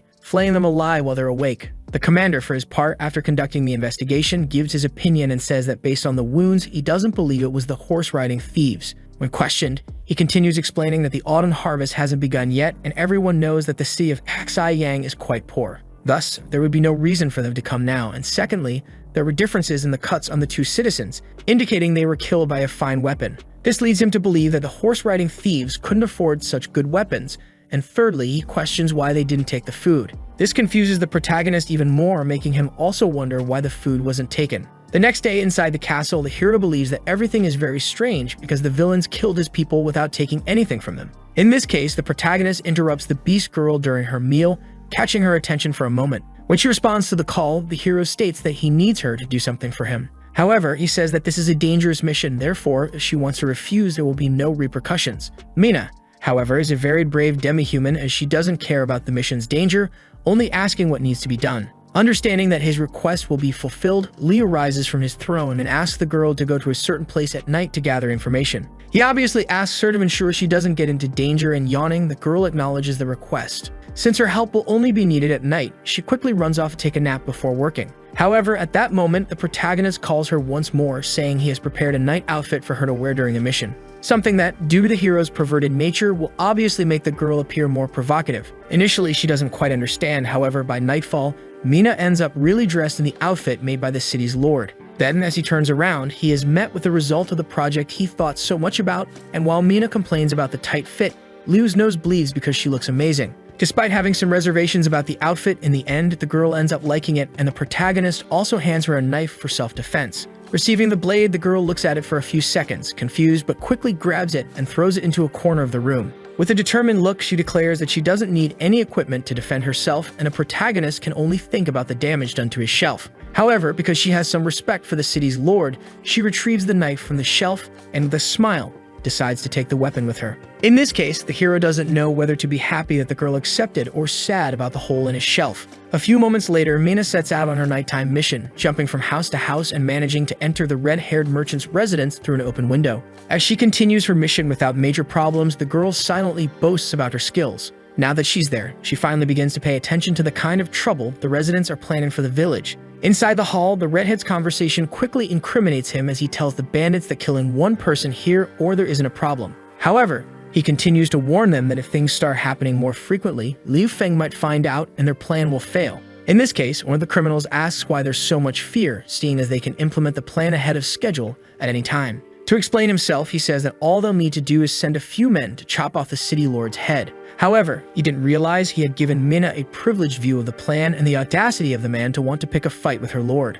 Another merchant eagerly agrees with the mercenary's proposal, saying that as long as they kill Liu, the city of Yang will be theirs. The last one concludes that after killing the lord, they can capture the beautiful demi-human who serves him so they can play with her as much as they want. Just the thought of this excites the two, causing them to indulge in inappropriate and criminal thoughts. Faced with this, Mina becomes extremely enraged at those bastard merchants and prepares to eliminate them all. The redhead, for his part, also agrees with the idea, but is aware of the consequences of killing a noble. Then, one of the merchants informs him that they have the Baron's support regardless. It is said that 70% of all their gold is paid to Lord Omar, and now that Liu Feng is in their way, he won't have any chance of surviving. In such a case, the second bandit confirms the merchant's reasoning, asking them not to worry since he is their Senpai Baron Omar. Upon hearing this, the girl on the roof ceases her attack preparation because a highly relevant piece of information has just been revealed. Later, back in the Lord's quarters, all the key figures in management are outraged at discovering what led to the boy's murder. Among the most furious is Mew, who shouts about those bastards planning even the assassination of his kin. The commander, for her part, states that the best course of action right now is to kill every one of them to avoid future problems. And Liu simply asks about Baron Omar's involvement in everything that's happening to them. In this case, the commander decides to explain the entire history involving the noble. It is said that in the kingdom of Yinglu, titles are classified into 5 types, ranging from the lowest, which is Baron, to the highest position of absolute king. Among them, in the 4th position of power is Count Puli, a great aristocrat with over 200 extremely strong men at his disposal. Connected to all of this, Baron Omar is the youngest son of Count Puli, which Liu immediately understands. With that, he unrolls a scroll while commenting that it seems this is someone they shouldn't mess with so carelessly. Liu fears that the Baron might use this situation as an excuse to start a war. In this case, Liu feels a bit disappointed and asks if there's nothing they can do to honor the boys' deaths. After thinking for a moment, the hero decides they will wait until an attempt on his life is made. The next day after that meeting, the birds are singing happily, and a new dessert taught by the protagonist himself is served at breakfast. Nicole promptly places a plate of donuts on the table for everyone to enjoy as much as they like. Quickly, the demi-humans devour everything to satisfy their insatiable hunger. Liu, in turn, asks the girls to eat slowly as there are many other dishes to be tasted. Unexpectedly, Nicole interprets this phrase as a compliment directed at her and becomes extremely emotional. Silly in love, she starts to think the day is beautiful, but suddenly a cry of bad news is heard in the hall. Unfortunately, the pleasant atmosphere of the morning is interrupted and everyone turns to pay attention to the news that has arrived. At the end of the corridor, 2 citizens come running toward the city lord to report the recent events. Desperate, the men inform the lord that another person has appeared and another one of his people has been killed. After processing the information, Liu slams his hand on the table and stands up impatiently, considering this situation a blatant disrespect toward him. Ari, on the other hand, doesn't seem to care much and asks why the protagonist doesn't send someone to check first. However, this lack of common sense only makes the hero even more irritated and determined to go there personally. Without wasting time, he really gets up, knowing it's his duty to manage order and control the chaos in his city. Liu quickly heads to the gate and informs everyone that he'll be gone for some time. Among those remaining at the palace, some like Ari don't take the situation too seriously, while others like Nicole are extremely worried, as is her nature. Later, the Lord's group runs through the city, following the commoner whom informed them of the incident. However, at this moment, the hero begins to wonder why the boy is running so fast, almost disappearing from his sight. And inevitably, after turning into one of the alleys, the worst-case scenario happens. Liu loses sight of the boy entirely in an instant. The first to realize the trouble they've gotten into is Mina, who looks back to warn the group of the approaching danger. However, it's already too late, as the spot where everyone was standing suddenly begins to collapse, revealing it to be a trap. Both Mew and Mina manage to land on their feet with ease, unlike the protagonist who falls on his back in an unfavorable position. As the plan succeeds, one of the bandits mocks the hero from above the pit for being so easily deceived. In response, the protagonist shouts, demanding the identity of the hooded men and declaring that even if they are assassins, he will ensure they are killed. However, the bandits don't take this threat seriously, knowing they currently have the upper hand. One of them decides to stop the small talk and suggests they start burying them alive to report the job's completion to their superiors. However, among the captives, there was one variable the assassins hadn't considered. That variable was the demi-human who easily scaled the walls of the pit and managed to strike one of the bandits without him noticing. Seeing this, the other bandit draws his sword to defend himself, but just as he prepares to attack, he is struck in the hand, disarming him. With his weapon fallen to the ground and having been bested, the assassins realize they are no match for the girl. So they quickly whistle for their horses and begin fleeing from the girl, saying their time will come, but not today. Meanwhile, inside the pit, the hero receives help from the commander to climb out and is pleased that the girl intimidated the bandits.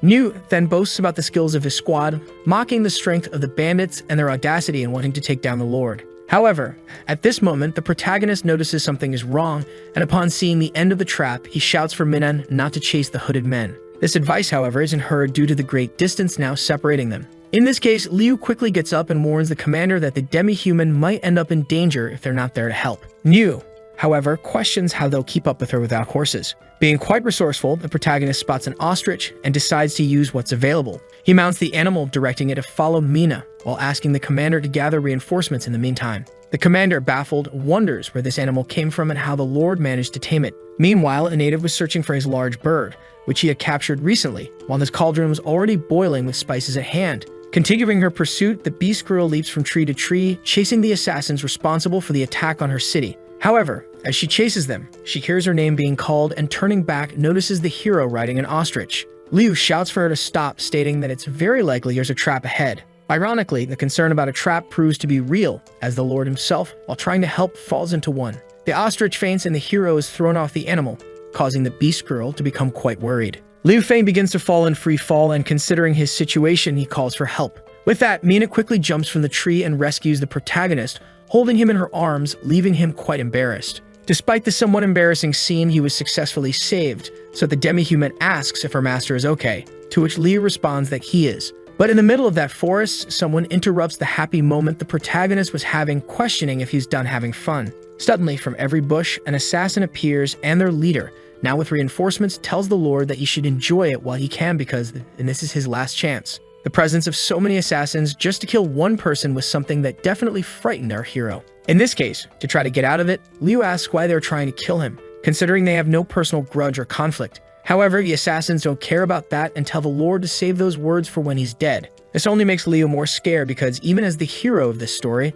the bandits didn't back down from his protagonist's speech. Anyway, his persuasion skills weren't that important since the boy had Mina at his disposal. Without wasting time, she attacks several of the bandits, knocking them out one by one, leaving only their leader fully conscious. Seeing this, the leader himself begins to worry and orders all the remaining men to attack the girl together. Mina then pays close attention to the bandits' movements as they approach her, but suddenly something hits her. As one bandit strikes with his sword, apparently hitting the beast girl, he gets excited about his achievement. However, he quickly realizes that he didn't manage to hit her because, suddenly, she simply vanished from his sight. Then, demonstrating her tremendous agility, Mina appears behind several of the bandits, knocking them out one by one. Finally, she tries to land a blow and do the same to their leader, who narrowly dodges the attack. Seeing this, Mina stops running for a moment to praise the boy's luck and warns that next time he won't have the same opportunity. This provocation makes the assassin tremble with anger, so he draws his sword and tries to slash at the girl, telling her to go to hell. Mina, however, easily dodges as a slow attack like that can't harm a beast girl as agile as she is.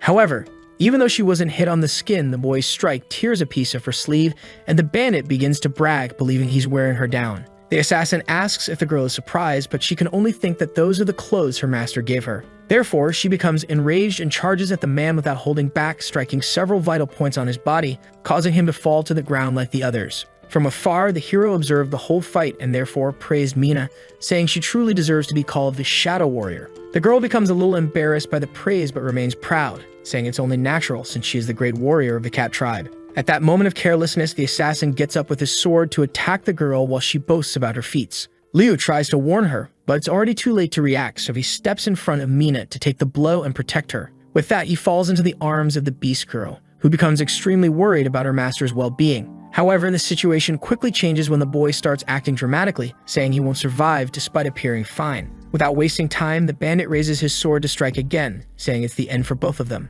However, at that moment, arrows hit the assassin's body and he falls defeated to the ground. The group of heroes turns around to see what's happening and sees that the support team has finally arrived. This makes them really happy, and the military commander hurriedly dismounts his horse to ask if his master is okay. Liu narrowly maintained his integrity thanks to the leather armor from Earth that he was wearing, as the weapons in this world are still quite archaic. In this case, Liu is happy about the protagonist's well-being but sad that they brought the entire army there for nothing. Additionally, he comments that if anyone dares to try to harm the city lord, obviously, the soldiers came with the intent to kill them all. However, with his mind now calmer, the boy remembers that, in reality, all of this that is happening is nothing more than a mere distraction. Back in the main city, a fire breaks out, starting to spread through all the houses, causing the citizens to panic as they try to extinguish the flames. Among the places in the city, one of the most important was in flames, the warehouse. In this case, Nu was called to gather everyone and bring water there, and while the fire spreads, the hero asks the citizens to wet their clothes as a precaution.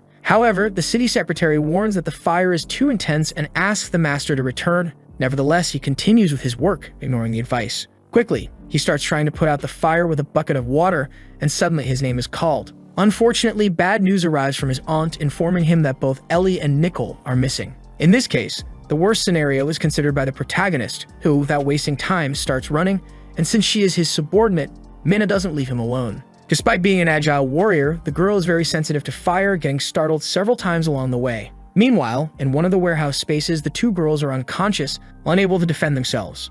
However, among the two, Nicole suddenly opens her eyes, confronted with the terrible scene before her. Everything is burning. Thus, the girl tries to wake Ari, but initially, she shows no sign of responding to her calls. However, as soon as one of the flames touches her tail, Ari wakes up in a panic due to her sensitivity to fire. Frightened, she wonders what's happening, and Nicole comments that it seems they were kidnapped and brought there. This makes the Beast Girl furious, hoping she doesn't find the person responsible, because if she does, she'll make them regret ever being born. Anyway, the situation is becoming increasingly dire for casual conversations like these to be possible. Little by little, the warehouse structure begins to give way, and seeing this, Nicole asks if they're going to die burned there, to which Ari seriously replies, denying it. The girl is still determined to survive, but at that very moment, another vital part of the structure collapses, causing the roof to start falling on their heads. The two close their eyes, expecting the worst, but when they open them, they see Liu Feng holding up the wooden structure that had collapsed. The girls are impressed and happy, and the heroes simply ask them to follow him to the exit. In this case, the demi-human's perception of the protagonist begins to change,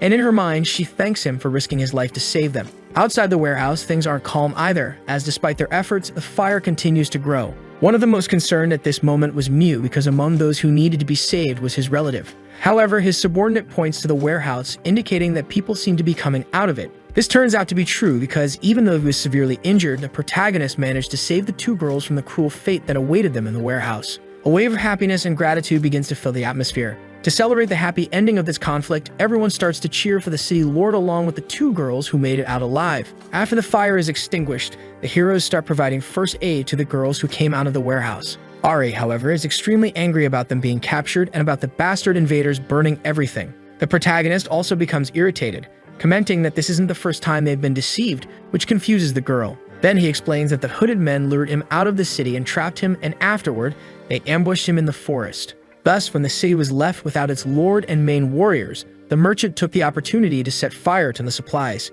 After the explanation, the Beast Girl becomes even more furious, and at that moment, suddenly a group of people approaches, shouting to help the lord put out the fire. In an outrageous display of shamelessness, those who came to help were none other than the very merchants responsible for the incident. Without any scruples, they begin to act as if they are genuinely concerned about the well-being of the village. This makes it clear that they are trying to appear as the good guys, which enrages Mina to the point of almost losing control. To prevent anything they might regret later, the hero steps forward, asking both the girl and the commander not to act rashly. The merchant, on the other hand, mocks the situation in his mind, thinking this is the lesson they deserve for trying to humiliate them the first time. And Li Feng states that the merchants are trying to build a good image in front of others, which consequently prevents them from acting without sufficient evidence. In this case, Mina asks what they should do, but the hero needs to think for a moment because the anger of being made a fool is still clouding his mind. With the fire in the warehouse extinguished, only a few piles of charred planks and sawdust remain. With that, the redhead resumes his act, lamenting the tragedy and explaining that when he saw the fire, he called for help,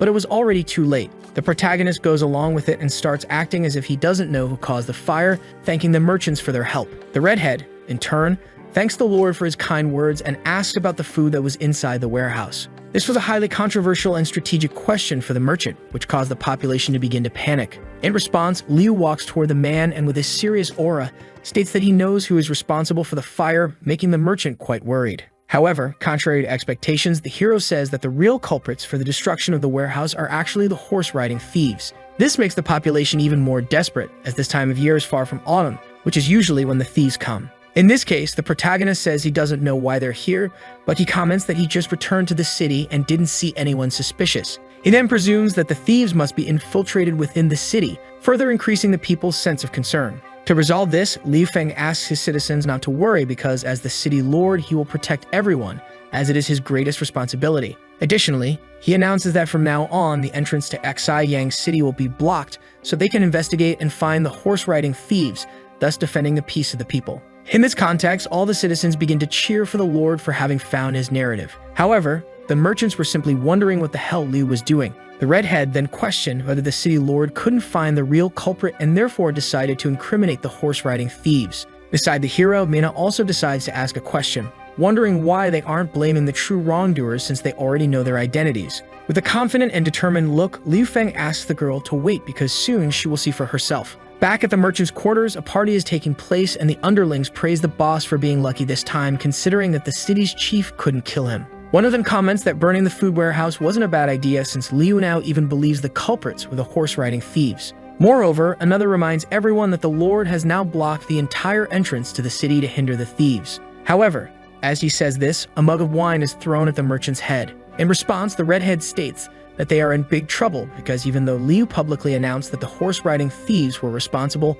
the decision to block Shazai Gang's entrance was obviously not to hinder the thieves but rather to investigate the merchants. In this case, one of them asks what they should do, and it is said that there's no problem because it's likely they will come there to look for answers. As predicted, at that very moment, a noise is heard outside the residence. This makes some of the more foolish ones think it's the horse-riding thieves who came to steal their food. In response, the redhead curses them as idiots, explaining that these are the imposters sent by Liu Feng. He becomes furious because he didn't expect such an elaborate plan to have been made just to kill him. He then knocks over one of the candles that lit the place, filled with hatred for the city lord. Subsequently, one of the workers in the commercial sector appears in a panic and reports about the horse-riding thieves who showed up. Already very tired, he informs his master that they stole all the food and killed the guards. Such information couldn't have surprised the redhead more, and among the merchants, one of them questions what they will do now without anyone to protect them. However, the men don't even have time to think about it because the assassins sent by the hero quickly enter the place, taking down everyone. This leaves the redhead and his accomplices completely shocked, so in an attempt to save his life, he starts running, slipping through the windows. The merchant begins using his subordinates to escape, pushing aside anyone in his way to preserve his life. However, due to his overweight, he can't get through the window, and quickly an assassin begins to approach. Faced with this, the redhead starts regretting not losing weight earlier, as his negligence at this moment will most likely lead to his downfall. Fortunately for the merchant, the assassin ends up slipping on the candle that he had knocked over moments earlier. After slipping, the assassin hits his head on the redhead's rear, who lets out a flatulence right in the man's face. This disgusts the assassin so much that he loses all will to fight, and because he was pushed, the chubby man manages to escape. Although it wasn't as safe a fall as expected, that man ultimately managed to escape his imminent death. Quickly, his servant comes to his aid, and to the merchant's happiness, the stall he fell on cushioned his fall. In this case, all that's left for them to do now is run. At this point, the man's subordinate shouts that the horse-riding thieves have come and asks for someone to report to the city lord as soon as possible. However, the redhead obviously disagrees with reporting to the city manager, so he pulls the man by the shirt, calling him an idiot.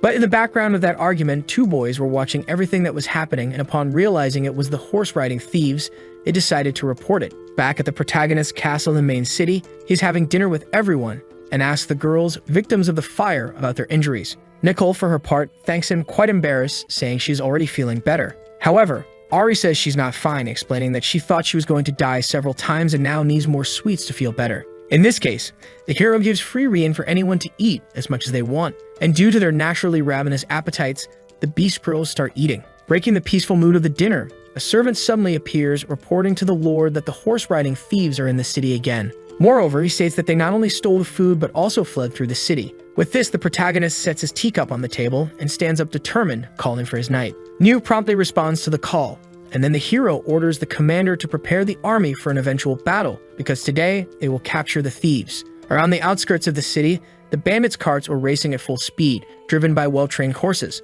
The thieves, with their carts fully stocked with stolen food, whipped the horses to make them run faster. In their hands, they held lit torches. However, as they approached the city, they spotted some barricades. Nevertheless, this posed no problem for them, considering the incredible training of the horses that easily destroyed all the wooden structures. They left behind only dust and a few frightened citizens with everything that was happening. Meanwhile, within the city, the army is organized with Niu motivating the soldiers to go out and capture all the thieves along with the city lord.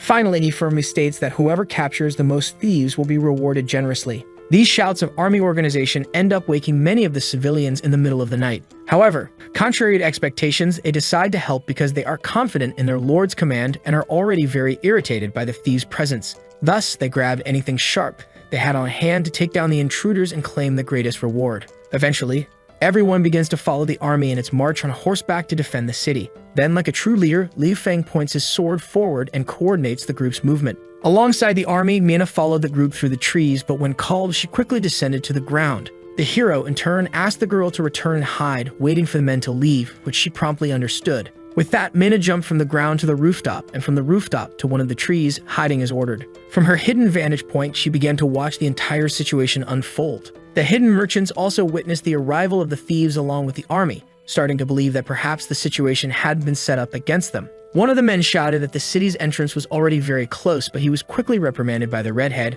who told him to keep quiet. A little behind the main group, a citizen ran towards the army with his weapon, chanting the battle cry. Seeing this, the redhead commented that when the Lord leaves the city, he will speak with Baron Omar to kill him along with all the people of Xai Yan. Then, after the dust settled, the merchants began to flee the scene, but Mina, who had witnessed everything from the start, was waiting in the tree above them. Moments after their escape, as they were leaving through the forest at night, an owl spotted the merchants in a somewhat suspicious manner. The redhead was leading the group, and after verifying that the path was clear of enemies, they continued to run through the area. Finally, they reached a region where they planned to take shelter, but at that moment, they encountered a toppled cart with a horse. Seeing this, one of the men became extremely excited at the sight of food in front of him. Several of them started heading toward the cart to grab some food to eat. In this situation, one of them questioned why these things were there, and another responded that he didn't care, continuing to grab food. However, the smartest of them stopped his companions from continuing, asserting that something was wrong and relating this situation to a trap. The most foolish one, on the other hand,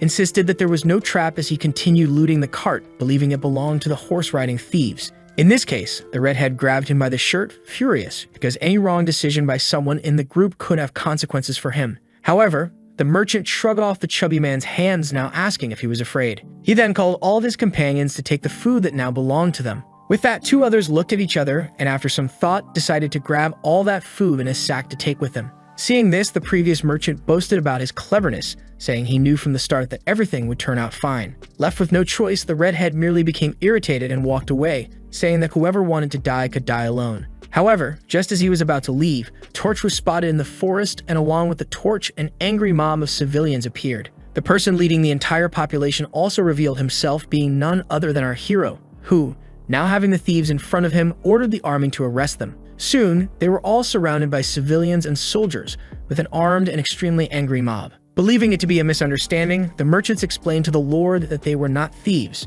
and the redhead trembled with anger. In this case, the hero questioned how they weren't thieves, considering the food they were carrying belonged to the city's warehouse. The protagonist's question was spot on, leaving the merchants at a loss for words, causing the population to become even more enraged, even calling for their deaths. At the end of the line, the redhead threatened Liu Feng, asking how he dared to deceive them. With that, the hero smiled and simply continued his act, saying the evidence was clear and ordering the guards to arrest the men. Soon, the population and the military began to close in on those who had plotted against the city. Amid punches and kicks, they were arrested according to the local law, exactly as planned by Liu Feng. The next morning, both the redhead and his accomplices were imprisoned by the city's legal system, now confined in wooden cells pulled by carts. As they passed through the city, one of the civilians asked what had happened to the food merchants for them to be arrested. Another recalled that these same merchants had helped put out the fire in the warehouse, making the situation even more confusing. In the end, the army simply transported the criminals to another part of the city despite their curiosity. On his horse, Nu praised his relative for the plan they had to disguise themselves as horse-riding thieves.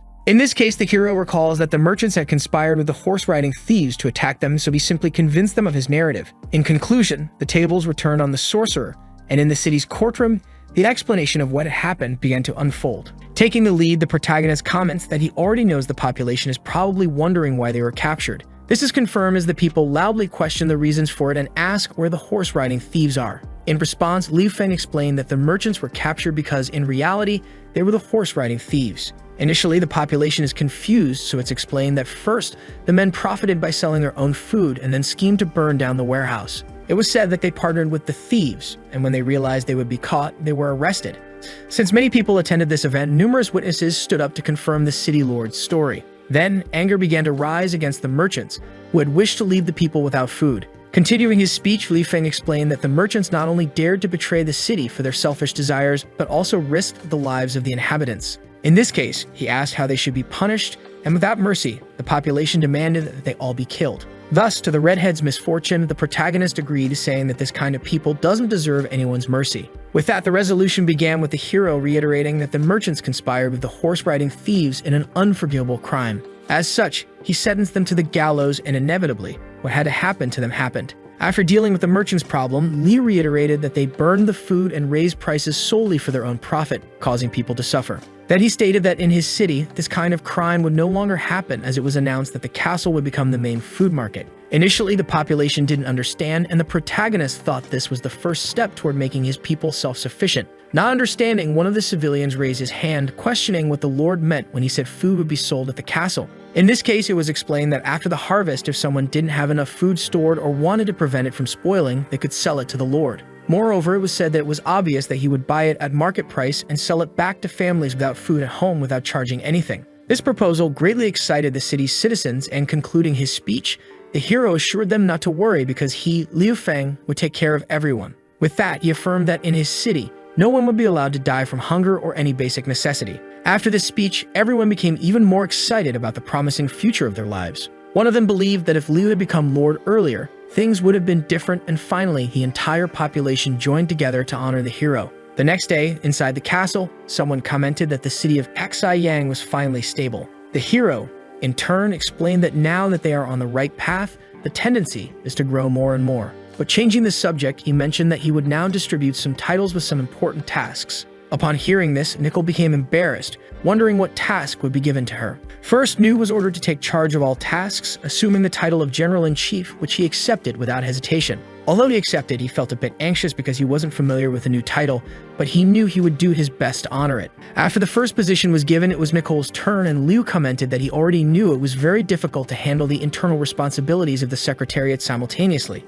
In this case, she was ordered to be responsible only for internal tasks with the position of internal manager. The girl, for her part, focused only on the beauty of her love and accepted without even fully listening. Immediately after, the next position was none other than Chief Secretary for the demi-human Ari, who showed no emotion upon receiving this title. Finally, it was Mina's turn, Liu's favorite, who would stay by his side, responsible for his full-time guard. And obviously, the girl didn't refuse, since this was already the job she had been doing from the beginning. With that, the preparations concluded, and the protagonist stated that from now on, each of them would be responsible for leading the city to a bright future. Everyone accepted with the same determination as the Lord, making him confident in his plan as there was no dissent. Later in Yang City, all the soldiers presented themselves in a line, standing in command posture. Seeing this, Nu explained to his master that these were the soldiers of the latest group formed. Standing before the city lord, the soldiers shouted in unison out of respect, which Liu understood was as expected. In this case, with a snap of his fingers, he requested that his toys be brought out, and being who he is, his things were quickly delivered.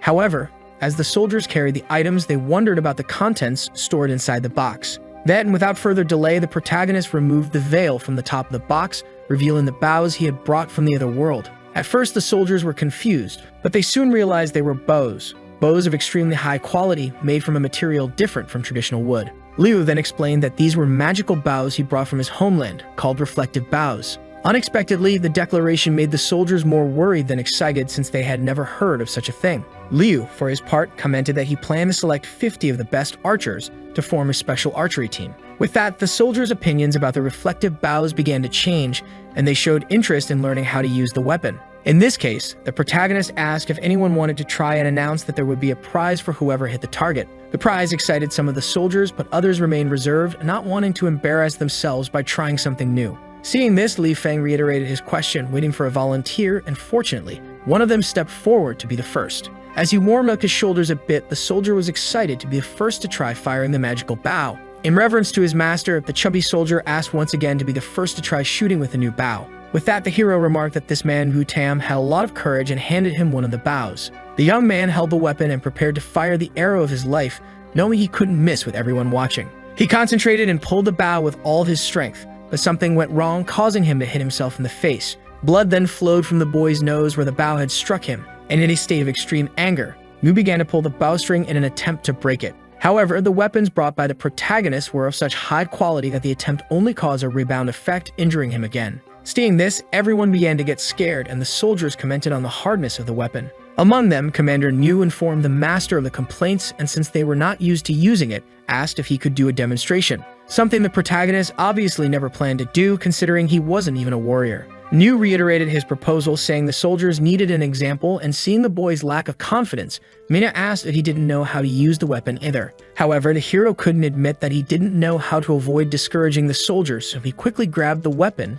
to make the demonstration. As he held the bow, he remembered that every time he travels through time and space, his skills improve, and since he had traveled many times, shooting wouldn't be a problem. Confidently, the city lord asked everyone to watch closely, and unexpectedly, he managed to pull the bow to prepare the shot. Seeing this, all the soldiers were impressed with the hero's strength, along with the commander and the beast girl. In this case, Liu handed the bow back to the boy, asking him to try using it again. Liu promptly accepted, thinking he wouldn't fail this time, and with his extreme motivation, he managed to pull the bowstring to the shooting position. The soldiers got excited seeing one of their own performing so well, but Liu couldn't control where he was aiming. This made everyone very anxious, but fortunately, at the last second, the boy managed to launch the arrow into the air. That shot almost caused a fatality, as the firing power of the new weapon was incomparable to those of this world. Seeing this, everyone began to look worriedly at Wu, who was responsible for all this commotion. And in front of the boy, no one dared to stand, creating an empty line in front of the soldiers' shooting area. After the demonstration was a failure, the protagonist thought that he couldn't give dangerous weapons to these boys.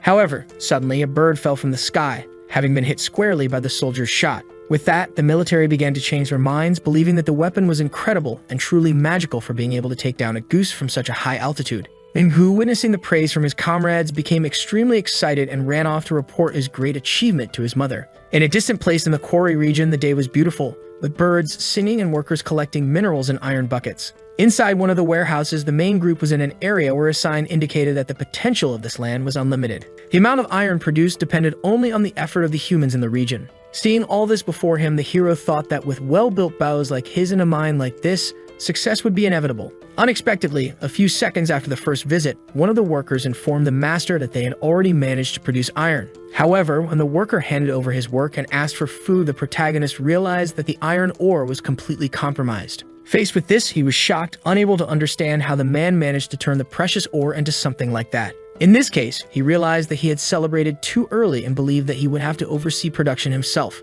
In this world, the first step to making iron is to export the minerals from the mining zone. It's a place where manual laborers do their utmost to earn their daily bread, and as Liu walked through the area, he believed it was within his expectations. However, observing another worker, he witnessed an embarrassing moment as the man hammered a piece of ore and trembled all over. In this case, the protagonist went over to talk to the worker and tried to inspire him, telling him to fight with the strength of a real man. Seeing that the city lord was by his side with high expectations, the man raised his hammer to try again with even more force. Initially, this excited our hero, realizing that his motivational speech had an effect. However, the boy closed his eyes to focus all his strength, and when the ore broke, a shard flew toward Liu's face. With that, the protagonist internally lamented, wondering what he had done to deserve this. Later, the workers moved on to the second step in creating well-produced ore, which was the furnace. However, due to the rain from the previous day, they were unable to start a fire with the stones that were now wet. In this case, the hero thought that modern technology would solve this problem, and for his pocket, he took out a lighter, handing it to the beast boy to test. The boy took the strange object, confused about how it could be useful, so the protagonist claimed it was special technology from his homeland. However, having underestimated the ignorance of the people in this world, Liu never even considered that something like smashing the lighter with a stone could happen. So when the lighter was destroyed, the ignition of the gunpowder along with the gas raised a thick cloud of dust, which the workers interpreted as foul-smelling. Seeing this, Liu threw himself to the ground, disillusioned, not knowing why he still tried to help, but Mina called the master to get up because there were still places to visit. Finally, in the foundry, the third step was refining, but inside the forge, the workers made futile efforts to try to melt the material. They blew on the fire to try to increase it, but at that moment, the protagonist arrived, showing a better idea. With a cylindrical tool that enhanced air pressure, the hero blew into the furnace and the iron began to melt. The workers were surprised by Liu's ability, and after demonstrating it, he ordered the boys to keep the fire going. Hearing this, the soldier from before had an idea, and to receive praise from his master, he grabbed a hollow log to replicate the experiment on a larger scale. He quickly began blowing through the log into the furnace, and the hero was extremely frightened, knowing what would happen. As expected, because of the dense amount of air, the fire spread much more than it should have, causing the entire furnace to explode. Later, after recovering from the damage caused by his soldier, Liu cleaned himself up while thinking that being a lord wasn't easy. However, he cheered up thinking that the next place to visit would be safer since it was the paper factory. However, upon arriving there, the elderly secretary of the region cried out desperately for his master, making him wonder what he would have to resolve now. In this case, the old man pointed to the factory, showing the disaster that had occurred, with only ruins remaining. The protagonist then asked what happened to leave the place in such a state, questioning if a fight had occurred. However, the old man explained that the accident was due to the lack of instruction among the artisans when they tried to get the factory running. In such a case, the hero remembered that he had written a book that clearly explained how to proceed, so he wondered what part of the book had not been understood. But he quickly remembered that the people there didn't have the ability to read. The protagonist realized he had overestimated his workers' literacy skills.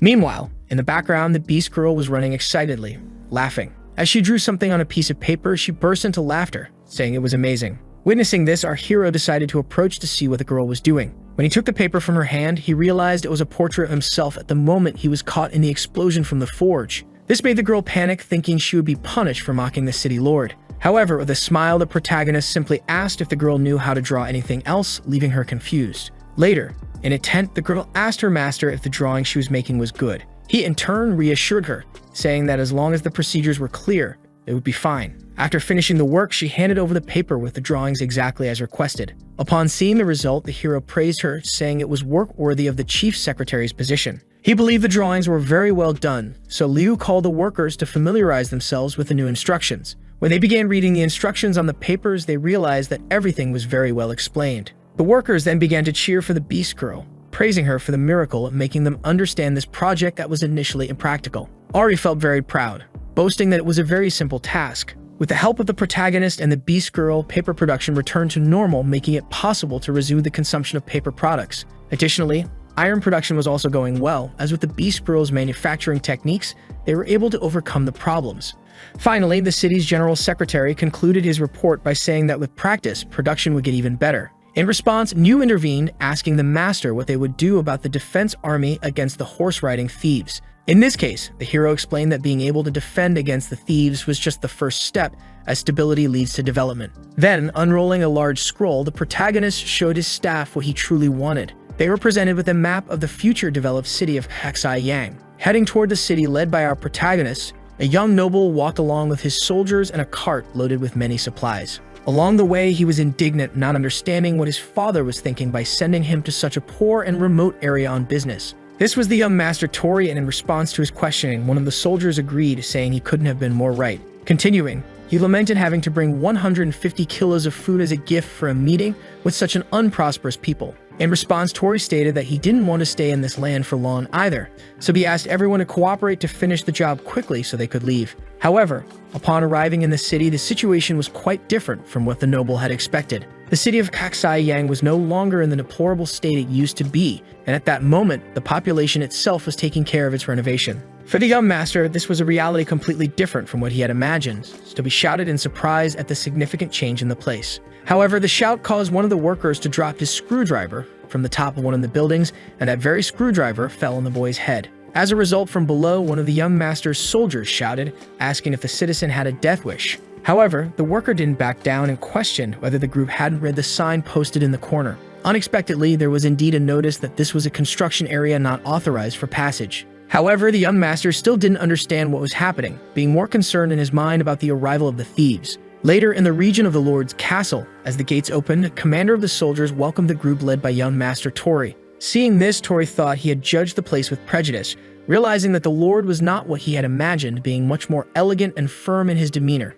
With a trembling and embarrassed voice, the boy declared it an honor to visit the city of Kaksai Yang, mistaking Niu for the city's baron. In this case, the commander simply smiled and invited the group inside, saying that the city lord had prepared quarters for them to rest from their journey. Upon hearing this, the preconception the boy had of the city completely dissolved, as this man, who dressed better than he did, wasn't even the top authority. After some time, all his concerns turned to happiness as a delicious cake was served to the young noble. To explain the baron's delayed presence, Niu mentioned that he was dealing with some business, but would be there soon. However, as he enjoyed his meal, Tori no longer cared whether he had to wait a minute or a decade. The noble liked the cake so much that he made an offer to buy more, and the temptation to eat was so strong that it even affected the guards on duty. Thus, the boy ate one cake after another, but eventually faced the cruel reality that his meal had come to an end. In this case, he noticed that there were still some crumbs left on the plate, and already out of his mind, consumed by gluttony, the noble did something unthinkable. Meanwhile, with a sincere apology, the protagonist finally appeared in the hall. However, the first impression he had of his visitor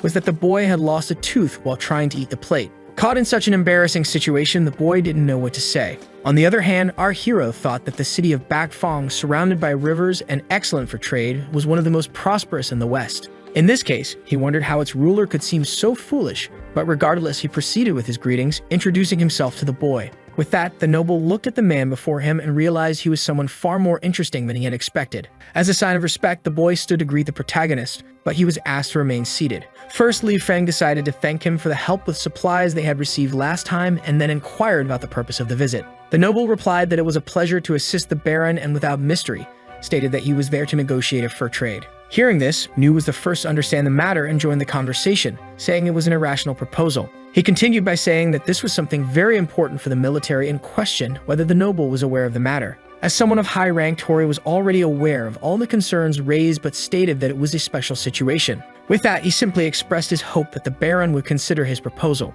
After analyzing the boy's request regarding his personal military items, the hero understood that the city of Bakfang was clearly up to something. But unexpectedly, he agreed to make an exception, leaving the military commander completely outraged. Seeing this, Niu tried to give his opinion to his master, but Liu interrupted him, saying he had a condition to set before doing business. In exchange for the technique, he would want a modest sum with 100 buffaloes, 300 goats, and 200 horses. With that in his thoughts, the hero knew he would gain the upper hand since he had modern iron production techniques, which wouldn't leave him too affected by the trade. However, Tori, of course, refused the transaction, saying it was an abusive condition. He then stated that his city had only 30 buffaloes, which he said with some disappointment. In this case, the protagonist adjusted the terms of the agreement, increasing the number of goats to 200 to account for the lack of buffaloes, which made the noble start to feel pressured. Having not received a direct answer, Liu asked whether the noble's city had the required amount of livestock. The boy, in turn, thought that intelligence agents had already warned about the horse-riding thieves, which would make him lose all his food if he didn't close the deal.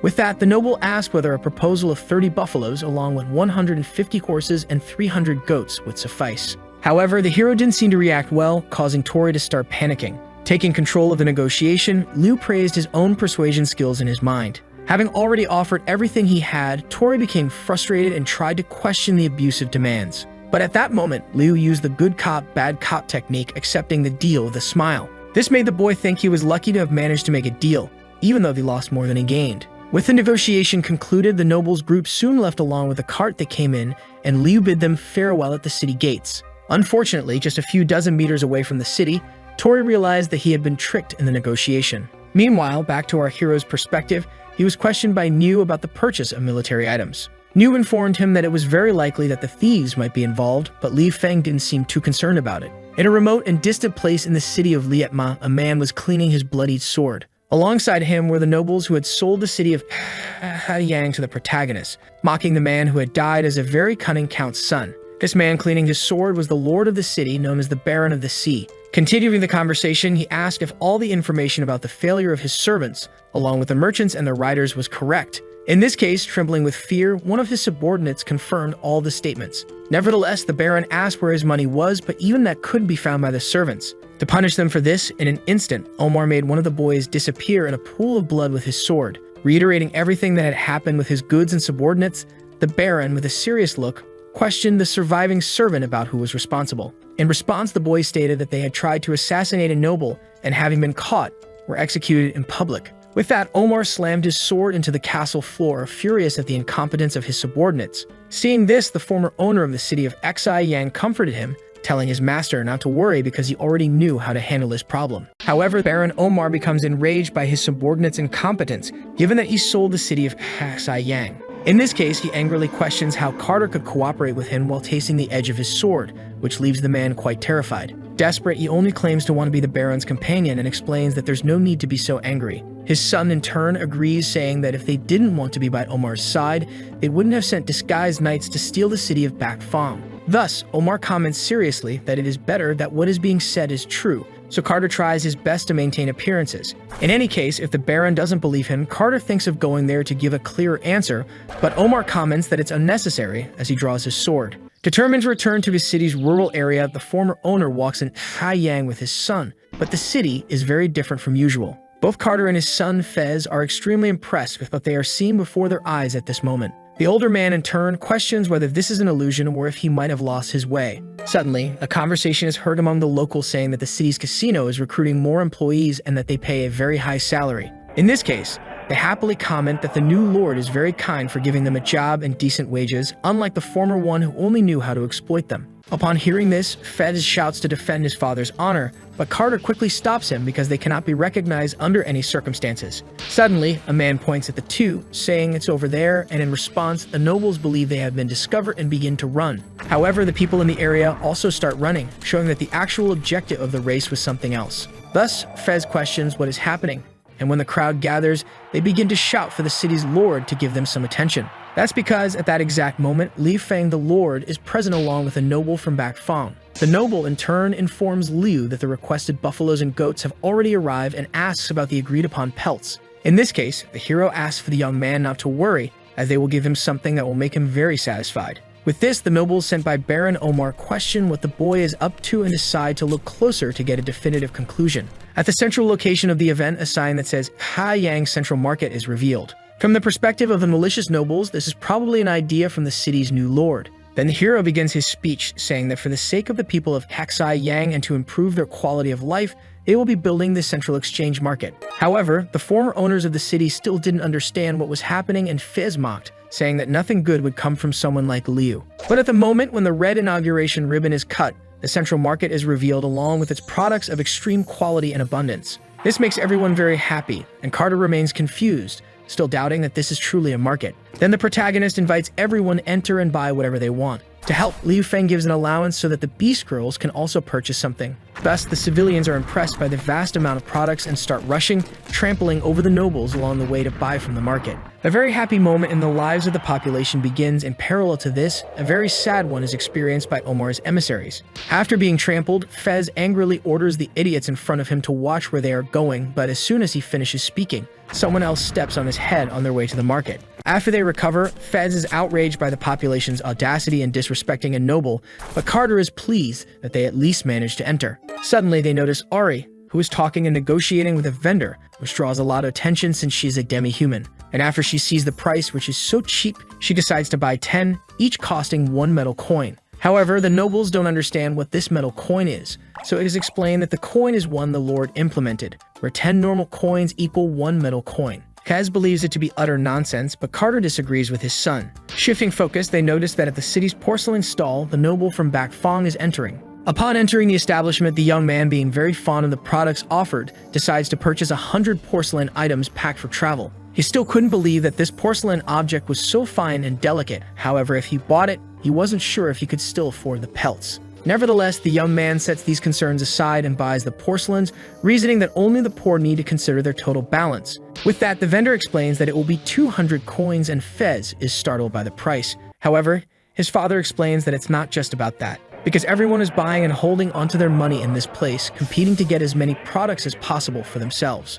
Upon hearing this, Fez realizes that just on the first day, the Lord is already making a lot of money, unlike them, who are no longer the owners. However, Carter still insists that he is wrong, as it is said that they are still the owners of the city despite having given it to Li Feng. In this case, with a psychopathic laugh, he comments that soon even Omar will be nothing compared to the development they will have. A young boy, however, thinks the men in front of him are strange and asks if they are the kidnappers that the city lord mentioned. Then, with the evil expression the lord was making, the boy got scared and ran away, telling everyone that the nobles wanted to kidnap him. This, of course, left Carter confused about what was happening. Inevitably, being an innocent child, the village adults believed the boy's story and began chasing the potential kidnappers. The nobles didn't understand why they were being pursued, but after much running, they managed to see the exit and felt a glimmer of hope. However, the group of beastmen soldiers did not allow the troublemakers to continue their escape, given that they had ruined the market. Realizing they were up against powerful enemies, Fez ordered the infiltrated soldiers to take them down. However, in the first strike, the leader of the group of soldiers easily dodged and delivered a punch to the subordinate's face,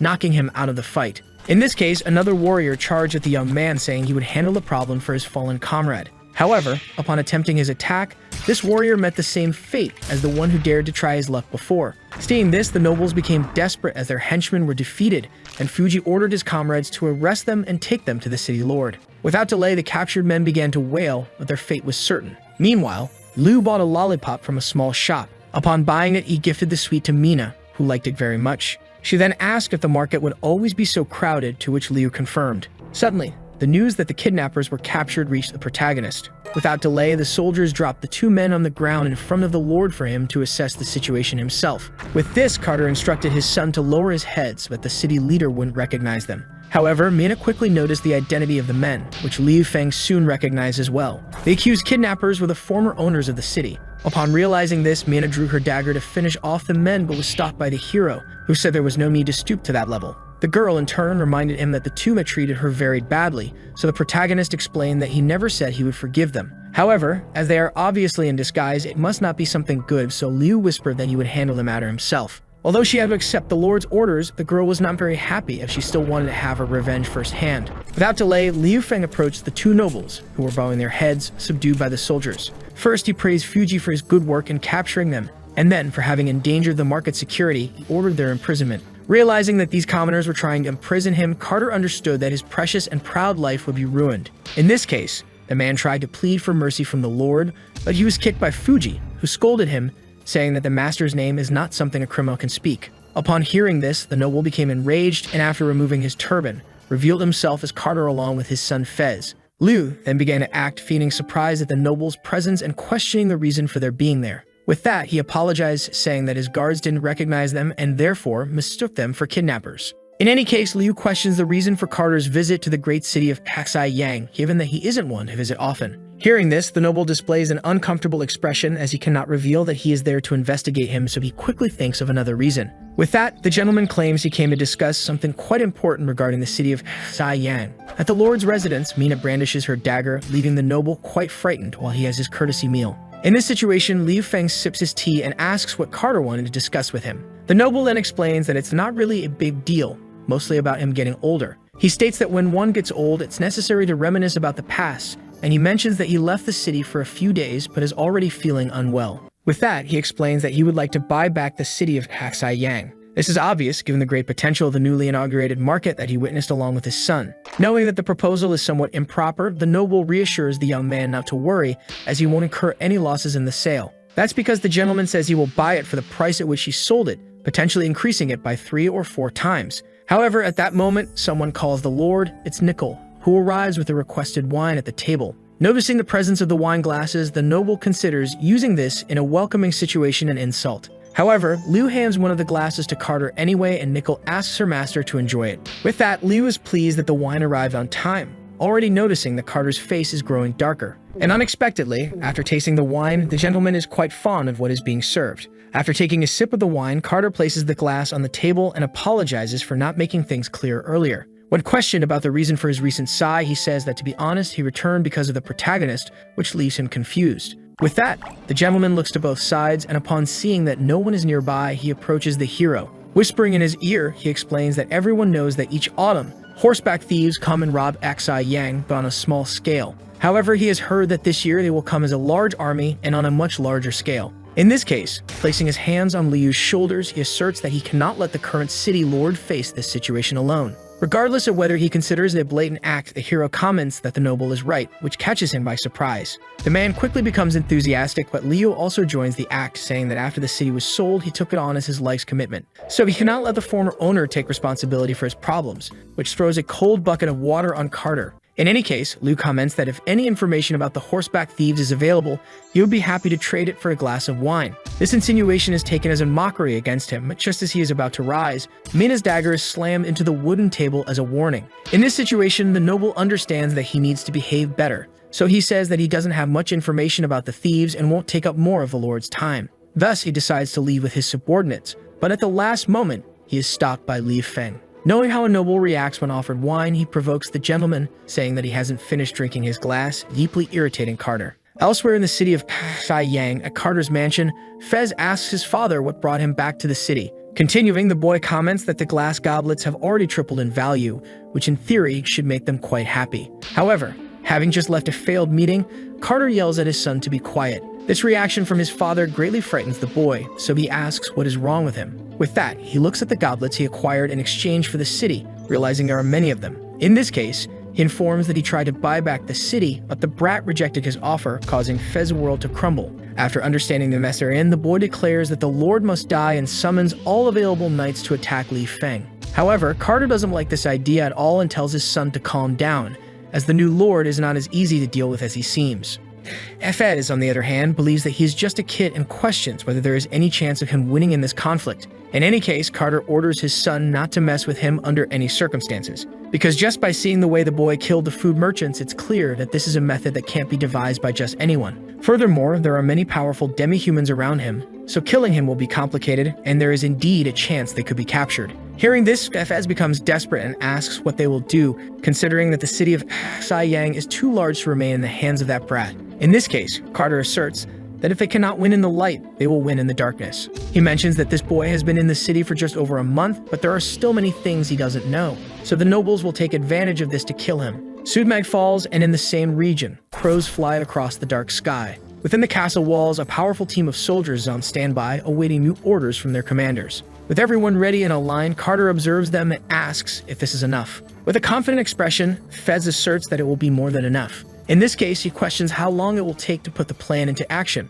It is speculated that it will take 2 or 3 days, but since they have been out of action for a long time without killing anyone, it is decided that the slaughter should begin that very night. At the city lord's mansion, everyone is enjoying a very abundant meal, and Liu praises Nickel for arriving just in time with the wine glasses. He then states that he is genuinely happy, something that makes Nickel so excited that she couldn't ask for more. Ari, while eating, comments that the girl follows Liu around every day and says there's no need to care so much. Obviously, Nicole doesn't like this comment, and trying to hold back her emotions, explains that it was because Carter wanted to intimidate the Lord. In her mind, she thinks that she will never let anyone intimidate her love, and she bends her spoon in anger just thinking about it. Seeing this, Liu feels a bit embarrassed as the atmosphere becomes tense, but the Beast Girls remain more focused on their food. Regardless, the hero reiterates that the girl did an excellent job, and as a reward, he gives her a piece of chicken. Nicole accepts it gratefully, even though she's embarrassed by receiving so much praise. Soon after, Niu asks the protagonist to forgive the girl, as she gets very nervous when it comes to anything related to him.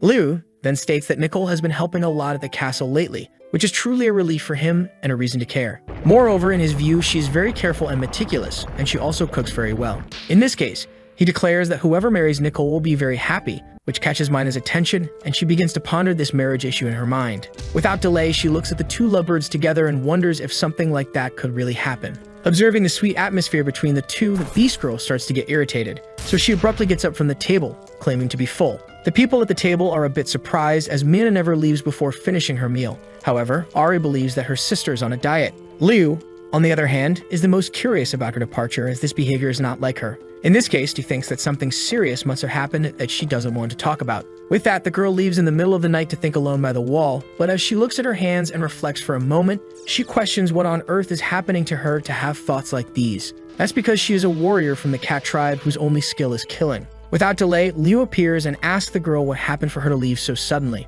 Mina asks why the Lord is there, and he says that he came on purpose because despite the food being good, he no longer has an appetite. Hearing this, Mina also explains that she isn't hungry, but the hero knows she must be lying because she is usually the hungriest. At this moment, an idea comes to the protagonist's mind, and he believes he has solved the mystery. With that, Liu comments to the girl that the reason she left might be because he gave a compliment to Nicole. Finally, Liu Feng says with a smile that the Beast Girl is feeling jealous, which catches her by surprise. As the plan unfolds, the warriors under Carter's command begin their invasion of the city of Saiyang. Soon, they encounter some of the guards on duty, sneaking up behind one who is holding a torch. The young guard quickly turns to ask his companion if he heard any noise. However, as he turns, he realizes that the other guard has been stabbed by a bandit who covered his mouth to prevent him from screaming. The sight of his comrade's death sends the soldier into a panic, and he tries to run while calling for reinforcements. But before he can alert anyone about the bandit's presence, an arrow strikes his neck, ending his life just like the first guard. At this moment, a bloodbath begins, but this was only the start for the bandits, who were already prepared to kill everyone. Back on top of the Lord's castle, Mina feels embarrassed as she starts to understand that she is indeed jealous. The memories of all the moments they shared together flood her mind, making her increasingly emotional. However, she still denies her jealousy, thinking she must be rational since the two of them do not belong to the same world, making them inaccessible to each other. Liu, not understanding what is happening, comments that he was just joking, to which the Beast Girl responds that it wasn't funny. The hero then boasts about having figured it out, believing that as a lord he can make anyone love him with just a glance. Mina agrees with the protagonist's statement, but points out that unlike her master, she is not human. As a demi-human, she feels sad, believing that there's no chance a noble would ever decide to marry her, just as no demi-human woman has ever married a noble in history. In response, the hero asks what's so wrong with demi-humans, making Mina blush. He then states that to him, beast men are still great people as he places his hands on the wall, trapping her between him and the wall. Liu declares that he would be very happy if he could have a beast woman as his wife. In such a compromising situation, the girl asks what her master is doing.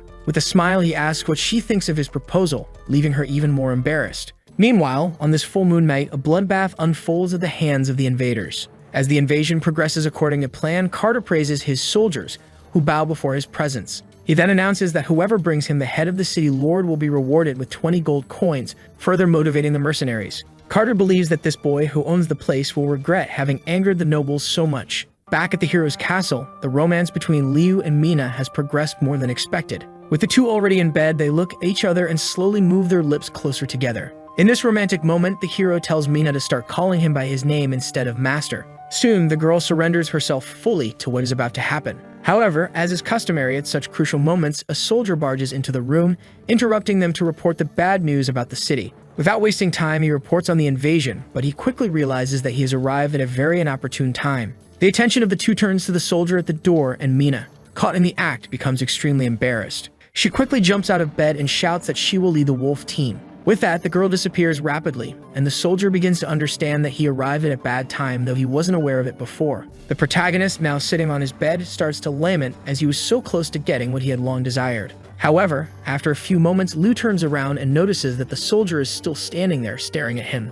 Already quite irritated, the hero yells at the soldier to inform the commander instead of standing there ruining his life. In the area of the invasion, the bandits quickly gather, not wanting the best spoils to fall into the captain's hands. One of them comments that he has heard a beast girl follows the city lord, to which another adds with a laugh that rumors say they are very wild. In response, one of the assassins licks his lips, saying that the wilder they are, the sexier they will be. However, suddenly something catches his attention. In this case, one of the mercenaries asks why their captain is acting strangely. Unexpectedly, an arrow strikes the captain in the chest, causing him to fall to the ground, lifeless. Witnessing this, the assassin draws his sword from its sheath and shouts to alert everyone to the attack. However, things unfold so quickly that there's no time to defend themselves, and as he turns, the bandit realizes that his comrades are dying one by one. Desperate, he screams, asking the identity of the person responsible for this. Overwhelmed with fear, he closes his eyes and starts swinging his sword wildly in all directions, hoping to hit someone. As requested, the one responsible for the carnage appears, and the moment he sees her, the bandit notices the cat ears. However, he doesn't have time to do anything before being dispatched like his fallen comrades. In another battalion, the invasion mission is proceeding as planned. However, the captain of this group soon orders his subordinates to halt their advance. That's because the leader heard something very unusual among the trees, which could potentially be dangerous. Trusting his instincts, the mercenary warns his group of the imminent danger and draws his sword, along with the others. The captain was definitely not mistaken, as Mina was lurking in the shadows. This group had greater potential than the last. High up in one of the trees, the girl observes the entire group who are searching for the potential threat pointed out by their leader. Being a skilled individual, the group's leader detects the girl's presence just as her dagger is thrown at him. In response, he charges at the beast girl, and the two exchange several strikes with their blades while also managing to dodge each other's attacks. Seeing this, the group leader is pleased that the beast girl has finally appeared before him. He then announces that whoever brings him the girl's head will receive 10 gold coins. Mana knows that anyone who attempts this would be a fool, but due to the men's greed and ignorance, they decide to engage in the fight. However, none of them manage to land a hit on Mina. After dodging the first strike, she receives help from another soldier who slashes the man's back entirely. With the assassin's fall, the man announces that the special wolf team has arrived as reinforcements. Realizing they have fallen into a trap, the bandits understand it's too late, as the group of special agents is already present. One by one, the bandits are cut down and neutralized, leaving only the group leader to be defeated. As the battle nears its end, Mina asks the man before her if he has any last words to say. However, the mercenary merely laughs in delight, leaving the girl quite confused. Crossing his arms, he comments that it's exactly as Master Carter said, demi-humans are indeed very stupid. He explains that everything has gone according to plan, and at this very moment, the city lord is being killed by the invading master. The bandit continues laughing and proposes that he be Mina's new leader in the coming days. This information had not crossed Mina's mind, so she rushes back to the castle with all her might. However, before she can get far, Fire Arrow is launched into a trail of gasoline that had already been preset on the ground. A ring of fire rises, and the tide of battle begins to turn in favor of the mercenary. He then aims and fires a fire-imbued arrow at the beast girl. Inside the castle, Nickel is extremely worried that the bandits might break into the place where they are taking shelter. To comfort her, Ara tells Nickel not to worry, as her sister is already taking care of it with the wolf team. And in any case, she says that they still have Liu to protect them, making it impossible for the bandits to break in. However, unfortunately, the hero has to disagree with this statement, as based on his understanding of Carter, he must be entering through a hidden path. Right after this is mentioned, Ari notices some footsteps coming from the lower floor, and Liu becomes excited that everything is happening so quickly. Wasting no time, the hero orders Ari to inform the soldier's commander about what is happening. In this case, Nicole asks the Lord what she should do in the meantime. The protagonist then tells her that she can stay with him until the conflict is over without worrying. Naturally, Carter is indeed carrying out his invasion through the alleyways, accompanied by another platoon of soldiers. Seeing this, Fez remarks that his father is very clever, commenting that the boy will never suspect that there is a secret passage beneath the castle. Carter confidently declares that this time will be the end for him. However, as they walk, something suddenly begins to feel off. Stopping for a moment, the Lord's life is saved when the sensor is triggered, launching an arrow that grazes his face. The arrow narrowly misses him, leaving Fez in a panic as he realizes that there is a trap in place. In this situation, Carter understands that the city lord must have already known about this passage and is now using it to lure them into a trap. Although he isn't certain, everything suggests that Liu has already discovered their plan. Shortly after, 3 of the bandits are caught by a rope trap. Without hesitation, Carter orders his subordinates to use the capture assassins to trigger the traps. The captives are then thrown into the traps, activating and disarming them as a result. Used as guinea pigs, the 3 are struck by countless arrows, leading to their deaths. Fez, along with the other soldiers, is deeply frightened, but with his cold mentality, Carter merely orders everyone to keep moving forward. Soon, the group finally reaches the main gate of the castle, breaks down the door, and easily enters the premises. At this stage of the plan, the noble commands his remaining soldiers to search for the Lord on his behalf. Hidden inside one of the cabinets, Liu waits, thinking about what Carter will do next while holding Nicole in his arms. Nicole, on the other hand, believes the situation is so good that she wouldn't mind staying like this for the rest of her life. However, one of the assassins quickly finds the location where the 2 are hiding and prepares to investigate. As they hide inside the cabinet, Liu waits patiently, already activating one of his powers. Inevitably, the man continues toward the cabinet to open it, but in the background, someone mentions hearing footsteps. Thus, the assassin initially decides not to search the cabinet, much to the girl's relief. However, the bandit soon returns, opens the cabinet doors, and reveals their position, loudly announcing to the group that he has found them. In this case, already preparing to strike with his sword and finish them off, the bandit concludes that the 20 gold coins will be his. Unexpectedly, the protagonist manages to dodge, and having been greatly strengthened by his travels, he lands a blow to the man's stomach, sending him flying. Having taken such a strong hit from someone he thought was defenseless, the bandit is left bewildered. After being discovered, Liu tells Nicole to wait without moving and warns that the assassin's biggest mistake was finding him so quickly. Hearing this, the girl feels quite comfortable being protected by her love. In his mind, the hero recalls that he has traveled through time and space many times, and as a result, in terms of speed and strength, he is far superior to normal humans. It's now his time to shine, so he swiftly moves into the fray, where he is soon spotted in the hall by Carter. In response to the invader, Liu warns there was a bad idea to choose to fight him, as now they will learn of his power in the worst possible way. In the face of such a provocation, the noble orders his soldiers to attack and put an end to the city lord's arrogant speech. Liu maintains his combat stance, and when one of the assassins attempts to strike him, he dodges and counterattacks with a powerful blow to the face. Witnessing this, the invading nobles are utterly shocked, and Nicole becomes even more infatuated.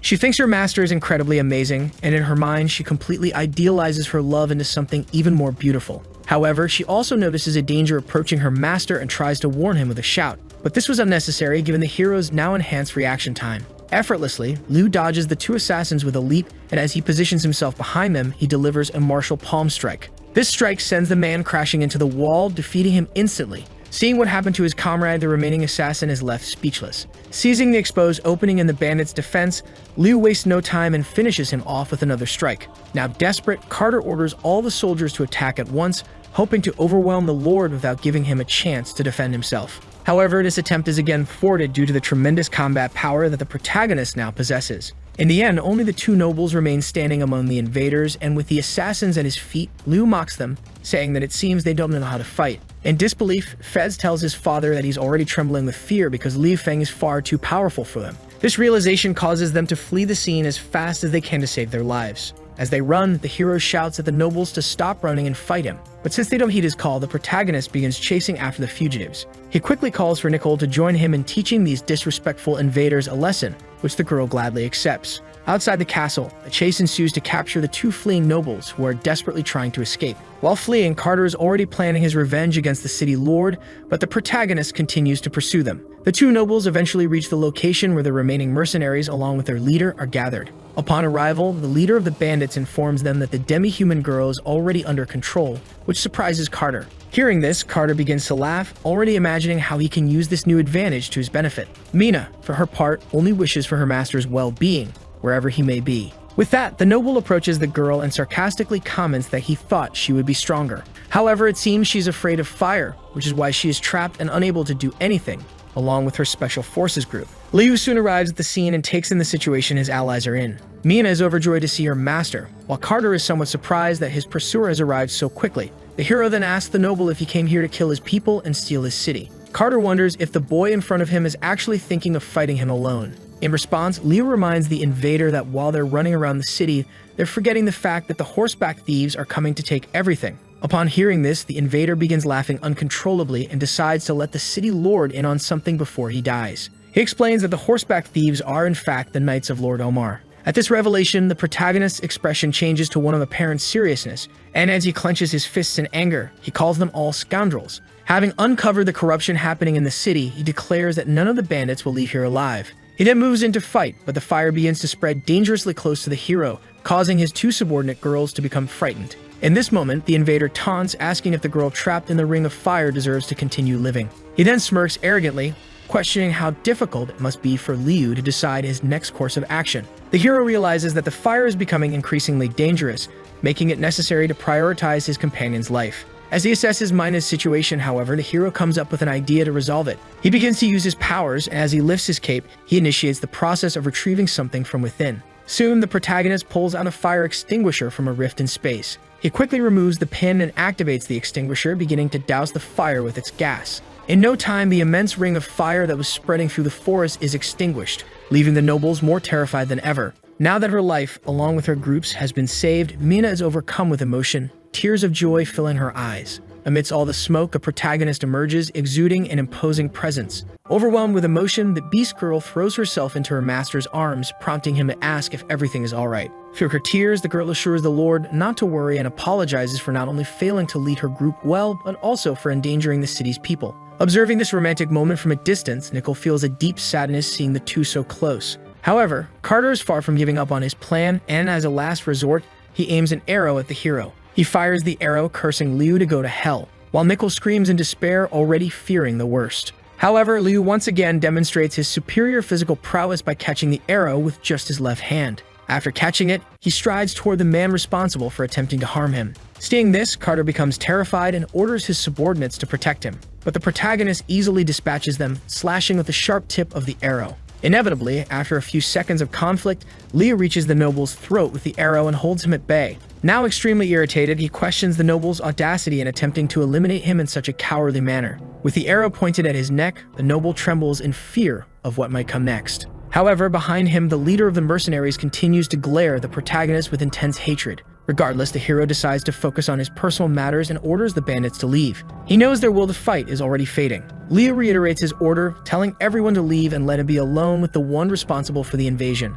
At this moment, the assassins begin to reconsider their actions, but an opposing order is suddenly heard. But one responsible for this was none other than Fez, who was still confident in a possible victory. Seeing this, Carter panics and asks if his son is trying to get him killed by taking such a reckless action. Unexpectedly, the boy doesn't seem to care much about the possibility of seeing his father dead. This terrifies the noble, who tries to reason with Fez, reminding him that he is his father. But Fez is indifferent to this, and with a psychopathic expression, asserts that he will definitely avenge his father after he dies. Fez then remarks that when it comes to cruelty, the two nobles are exactly alike. Meanwhile, the invader explains to the mercenaries that whoever kills the Lord will receive 50 gold coins, and in the end, once the current owners are dead, Xia Yang will finally be his rich property. Hearing this, one of the mercenaries asks what they should do now, and another replies that he doesn't care as long as he gets paid. In response to Fez's order, they all charge at the hero despite him holding a hostage. Carter, on the other hand, questions how his son dares to do this, and as one of the assassins advances, Liu dodges, but the sword strikes the noble's body.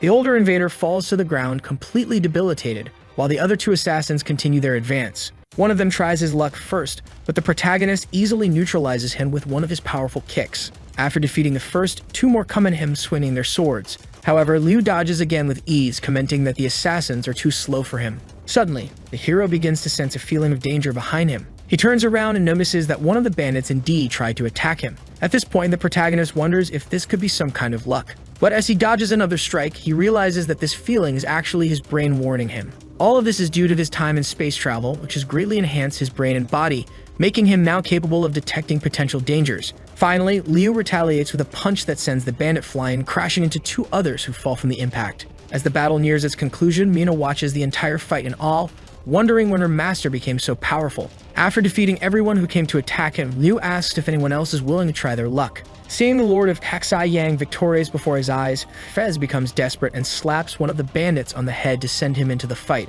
Though it's not a traditional method of motivation, since it was an order, the assassin decides to be Liu's next opponent. However, as he approaches the hero, the protagonist smiles and an arrow suddenly flies through the air, hitting the assassin squarely in the chest. Fortunately, at this moment, reinforcements finally arrive, with Ari leading the troops and Niu commanding the soldiers. As the military commander, Niu orders the soldiers to finish off the invading bandits. Without delay, they prepare their bows to fire, leaving the group of invaders terrified. Soon the arrows are launched into the air, and Fez questions how it was possible to shoot from such a great distance. With the volley, many arrows hit their targets, and in this case, Fez completely loses the will to fight, dropping his sword and fleeing in panic. Carter, on the other hand, also pleads to be saved, but even his son, who had run ahead, would not be allowed to escape by the troop of soldiers. As the conflict ends, Liu takes his companion's hand and asks if she is alright despite her numerous wounds. In response, Mina, though very embarrassed, remarks that her master is underestimating the strength of a warrior from the cat tribe. At that moment, Ari approaches the pair, shouting and asking if everyone is okay.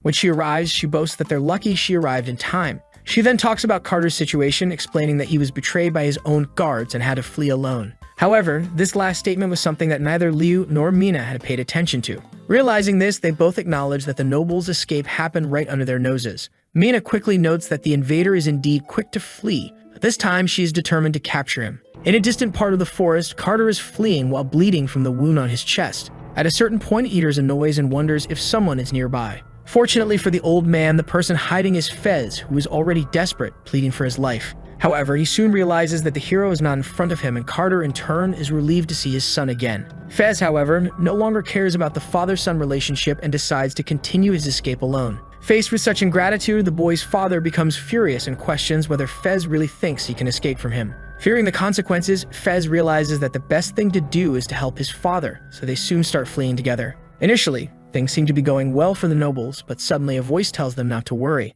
That voice belongs to the beast girl Mina, who concludes by saying that either way, the two of them will die by her hands. When the nobles see the demi-human girl, panic begins to take hold of them. In stark contrast to their fear, Mina feels satisfaction at having found them again. In desperation, Fez asks what the girl wants with them, and in response, she laughs, saying those words sound familiar. In her mind, Mina recalls hearing this before when someone in her cell commented that she would become docile after a month without food. At that time, she turned around and saw the faces of the two nobles responsible for the invasion of the city. All these events caused a deep trauma in the girl's mind. But now it was time for her to take revenge for everything they had made her endure. With that, after drawing her two daggers, she tells the nobles that her master was right when he said that humans like them are nothing but trash. In a desperate attempt, Fez begs not to be killed, offering money and reminding her that Master Omar protects him. However, none of these statements were significant enough for Mina to forget all she had been through. With a simple movement, she ends the lives of the two nobles in an instant, closing the chapter on her past suffering. With the conflict over, the girl reflects, recalling how that prison was as dark as this night.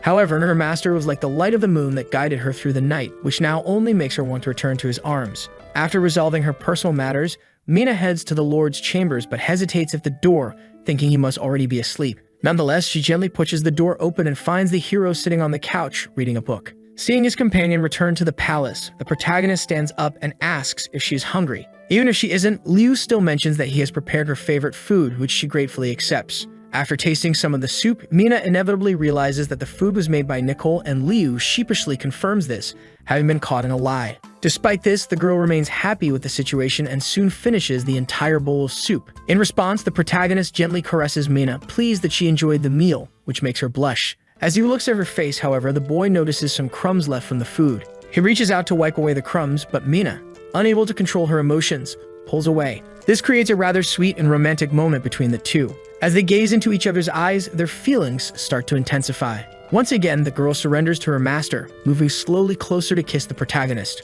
Finally, things are happening just as he had always wanted. However, just as their lips are about to meet, Niu appears, becoming the second person to interrupt their romance. The commander of the soldiers, upon encountering the situation before him, is left unsure of what to do. But unlike Liu feels a tremendous wave of frustration for being interrupted for the second time in such a critical moment. With what little composure he has left, Liu apologizes for the interruption and out of respect, begins to leave the room, planning to return later. Just as the commander is about to leave, Liu calls him back, knowing the moment has already been ruined. The hero then asks his uncle why he came, and Liu explains that it's about Carter. When questioned further, Liu explains that with the noble's death, it's highly likely that Lord Omar will take action in retaliation. Liu agrees, realizing that they are still not in a position to confront Omar directly. Hearing this, the Beast Girl becomes extremely embarrassed, feeling responsible for causing her master such concern. However, Liu reassures her, asking her not to worry, as despite the situation not being very favorable, he still has a plan. The next morning, the soldier mercilessly whips a beastman. With the whip in hand, he orders the servants to work faster, warning that if they don't do enough, they won't be allowed to eat.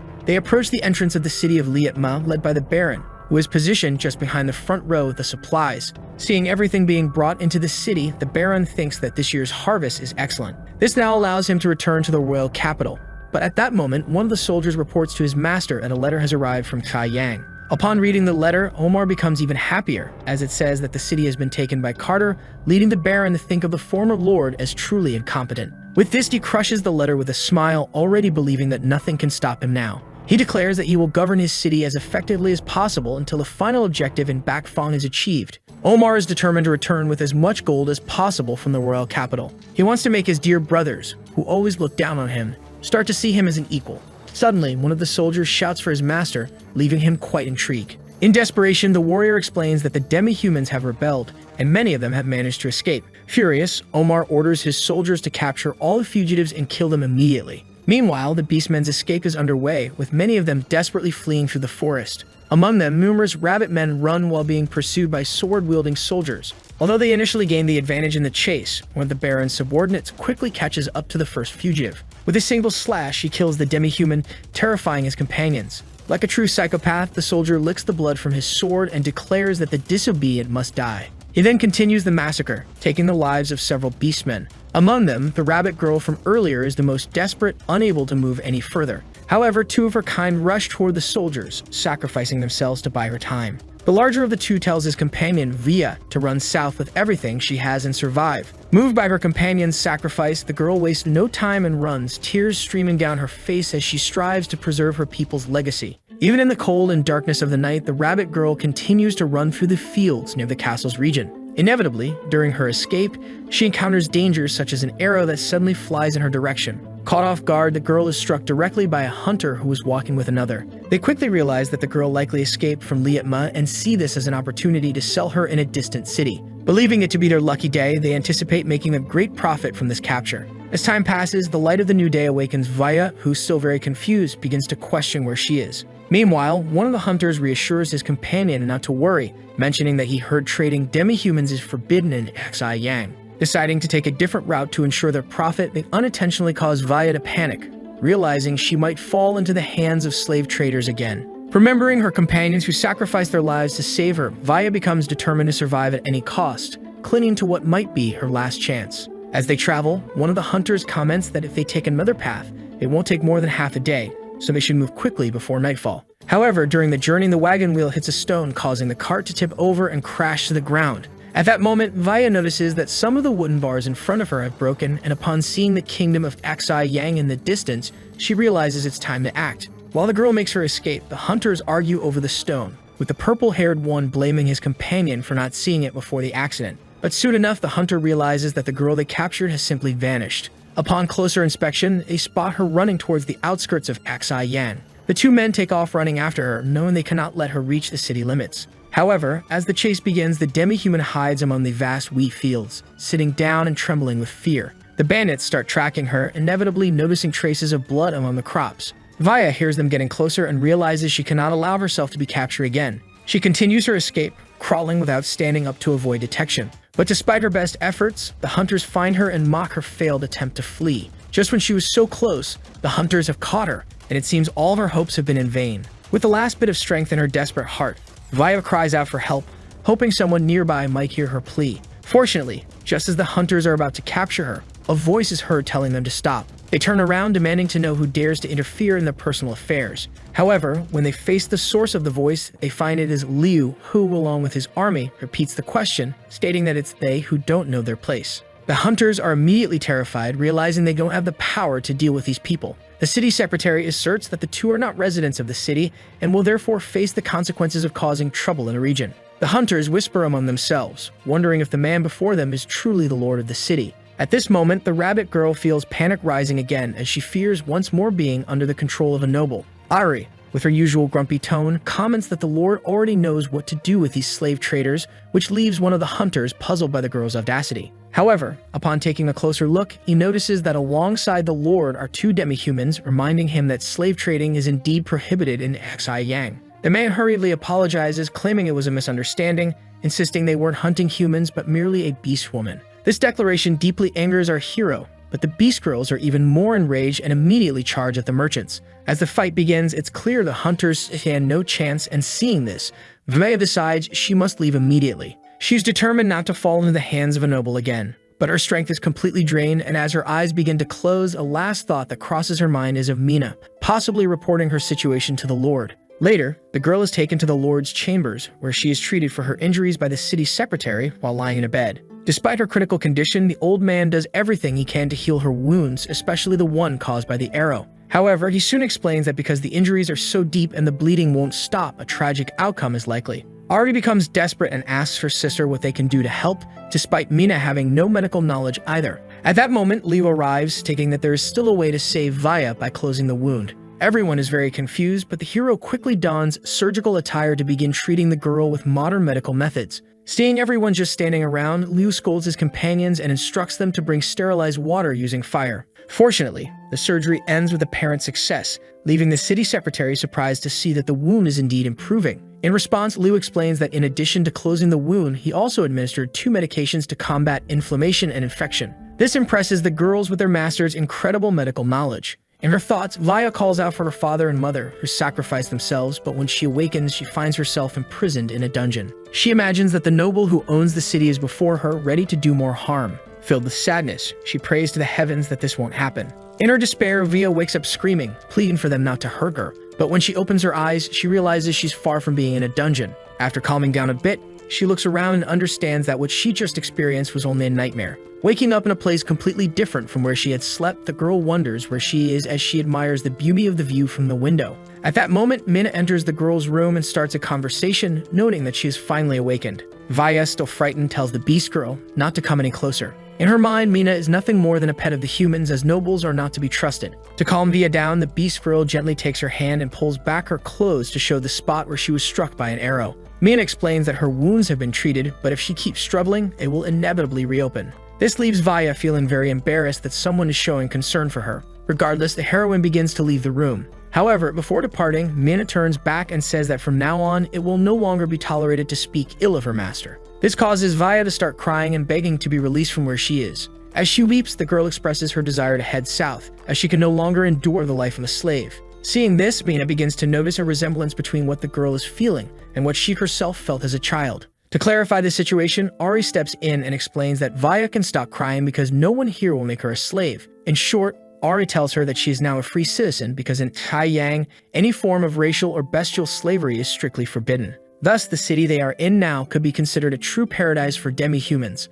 Later, after changing her clothes, Vaya appears in the dining hall where the hero is eating alongside his companion, Mina. Ari introduces the new citizen by name, and Liu promptly invites her to sit and eat with them. Ari reinforces the invitation, telling Via not to be afraid, though the girl is still hesitant as the coexistence of humans and demi-humans is something unimaginable to her. However, just as the hero is about to say something, Vaya gets startled and accidentally knocks over her cup. The liquid spills all over the table, and she panics, fearing she will be punished. In desperation, she decides to do whatever it takes to save herself and begins to remove her clothing. Immediately, Mina covers Liu's eyes just as Nicole arrives with the dishes. Nicole enters just as Via seems ready to remove the top part of her clothing. Filled with anger, Nicole rushes over to the girl, demanding to know why she's doing this. Vaya quickly apologizes for the misunderstanding, explaining that she was going to remove her clothes to clean the table. However, she then remembers that despite any prejudices, the man before her treated her wounds, leading her to thank the Lord. Nicole, however, struggles to contain her fury, as yet another competitor has arrived to disrupt her relationship with the master. In any case, after everyone is served, Liu asks Via if she knows how to use utensils. When she responds that she doesn't, Ari offers to teach her, With a brief lesson, Vaya quickly learns how to use utensils, and when she takes a bite of the food, the taste makes her feel as if she's on a journey through the heavens. Meanwhile, Liu gently pats Mina's head as a gesture of gratitude for her hard work with the wolf team. Witnessing all of this, Vaya begins to wonder if this lord is truly different from other nobles. As we shift to another scene, many boats approach the city of Aksai Yang, carrying supplies along with one of the crews. As they near the port of Aksai Yang, one of the crew members comments that everything seems to be going as planned. However, the servant remarks to the ambassador from Lietma that Master Omar decided not to attend, which makes the ambassador question the reason. In this case, Ambassador Ryan explains that it's likely because the mission was only to deliver a letter, prompting the servant to grumble extensively in his ear. Despite any other important commitments the ambassador might have had, he takes this moment to observe the city as a whole. Finally, they disembark at the port, which quickly attracts a crowd of cart drivers. One of them dismounts from his horse and asks the guests if they would like a ride. The servant, however, questions what the boy is doing, noting that Ryan is a noble. But the cart driver explains that his transport is the best for nobles with a large and wide carriage and boasts incredible wheels. He also mentions that while other transports charge 5 metal coins, he only charges 3. This angers the ambassador's servant, who mistakenly believes the trip would cost 3 gold coins. The cart driver clarifies that there has been a misunderstanding, as what he's asking for are the metal coins that the city's lord invented. It's then explained that 1 gold coin is equivalent to 10 metal coins, ensuring everyone benefits from the exchange. The servant finds the price quite reasonable, and Ryan begins to ponder these so-called metal coins. The subordinate hands over a gold coin and requests metal coins in return, which the cart driver happily provides. The journey begins, and as they travel, Ryan spends his time examining the coin invented by the man he believes to be the former lord. Upon closer inspection, he realizes that the coin minting technique is incredibly delicate. However, his attention shifts completely as they arrive at the city's entrance, which now appears capable of rivaling the royal capital. As they pass through the main gate, Ryan is fascinated by the city's magnificent infrastructure and the happiness of its people. The citizens are so joyful that this place could arguably be considered better than the royal capital. This leads Ryan to wonder if Carter might actually be the kind of man who genuinely cares for his people. Before long, they reach the lord's castle. Inside, they bow and introduce themselves as emissaries from Lietma. Niu quickly steps forward to stand protectively in front of his master. Seeing this, Ryan questions the reason for such an unusual action, given that Carter is supposedly an ally of Omar. Nevertheless, Ryan assures the city lord not to worry and explains that he is there under the Baron's orders to deliver a secret letter in his possession. Inevitably, the hero's curiosity is piqued, prompting him to read the letter while the others wait patiently. After reading it, the protagonist realizes that the false letter strategy worked perfectly, as Omar now believes that Kai Yang belongs to Carter. As he reflects on the Baron's decision to send 2 unsuspecting individuals to deliver the letter, Liu wastes no time in tossing it to the ground. After throwing it down, the hero asks the visitors if they have checked what is written on the paper. This prompts Ryan to pick up the letter and read it, bewildered by the Lord's strange behavior. Upon reading the letter, he discovers that it outlines a plan to attack Bak Fong, something that directly impacts him. The hero then rises and declares that although Omar is a noble, he has disguised himself as a thief for money and now seeks cooperation to attack Bak Fong. Rand, shocked by the letter's contents, hears his servant remark that Omar deliberately sent the boy here to place him in danger. Hearing this, the young servant begins to cry, urging his master to flee while he stays behind to delay the others, already bidding farewell to his life and praying to serve him in the next one. This makes our hero feel awkward, as he realizes he's being treated as if he were a villain. Ryan sighs, noting that the man before him is clearly not Carter, which couldn't be more accurate since the Lord is actually Liu Feng. Understanding that he might not be able to avoid death, the noble has one last request. As his final wish, the young man asks that the letter be delivered to the Lord of Bak Fong so that he can protect himself and his people. After considering this for a moment, our hero calls for the guards, who respond immediately. Niu tries to intervene, arguing that these people don't seem to be evil, which Liu agrees with considering they even brought a gift. In this case, the commander asks if they really intend to inform Bak Fong, and they confirm that they do. Additionally, Liu states that this situation works out well since his new position requires extra boats. At the port of Bak Fong, everything is going smoothly on a sunny day, just like any other. However, inside the main castle, the Lord is in a panic because the object he's searching for has yet to be found. One of his guards explains that he doubts there are any horseback thieves in the city since they haven't even found any tracks. This leads the noble to question whether it was all just a false rumor, but he still can't shake his concern in case it turns out to be real. If the thieves do appear, all of his treasures would be stolen. The mere thought of this brings the Lord to tears as he is very attached to his personal belongings. After regaining his sense of worry, he orders the soldier to continue investigating until the autumn harvest,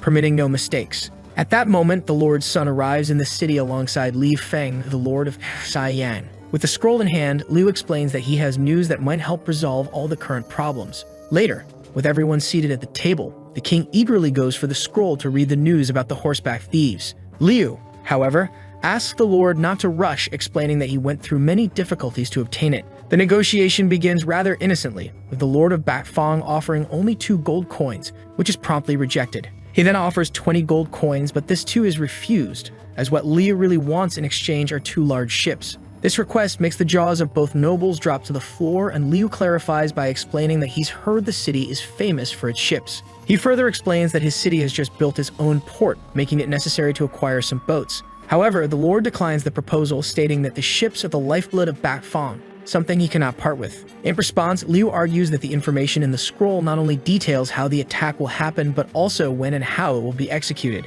This revelation completely changes the direction of the negotiations, as the lord realizes that if Liu is correct, they could destroy the thieves once and for all. This would allow military resources to be used to improve the ship market. The king looks at his son and after a few moments agrees to the deal, but explains that he can only offer medium-sized ships. In this circumstance, Liu requests that the agreement be modified to 5 ships, leading to some haggling until they settle on 4. With the deal finalized, the king begins to suspect he's been tricked, even though he got what he wanted, a situation that reminds him of his son's previous encounter. Without further delay, he takes the scroll obtained in the exchange and, upon reading it, fully understands the plot orchestrated by Baron Omar to destroy his city. This leaves the 2 nobles in despair as they realize they don't have the strength to deal with over 5,000 horsemen. Stating their distress, Liu suggests a solution, explaining that Baron Omar is known for trying to conceal his true identity. Therefore, they should play along with his game. But not just play along, they should capture everyone involved and eliminate them, leaving no soldier alive. Despite the confidence with which the protagonist presents this idea,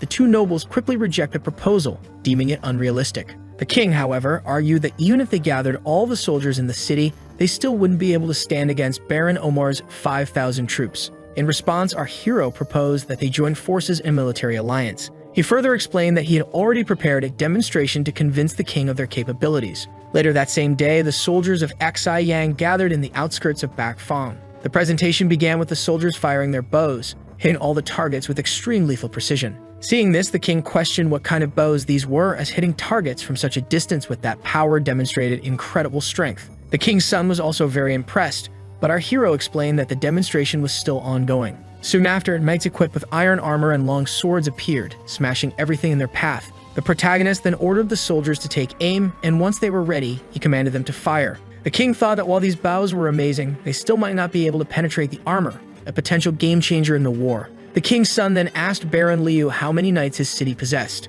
The protagonist confidently replied that he had enough to defeat Baron Omar's knights. This brought joy back to the 2 nobles, who thanked the hero for his generosity. Appreciating their gratitude, the protagonist explained that if Bakfang were to fall, Omar's power would grow exponentially. In that case, his own city of Xi Yang would stand no chance, so helping Bakfang now was also a way of securing Xi Yang's future. Moved by the compassion of their ally, the 2 nobles began to cry with emotion and rushed to embrace Liu, praising him as a great man. To ensure you don't miss the next part, activate the notification bell, and see you next time on Tob's channel.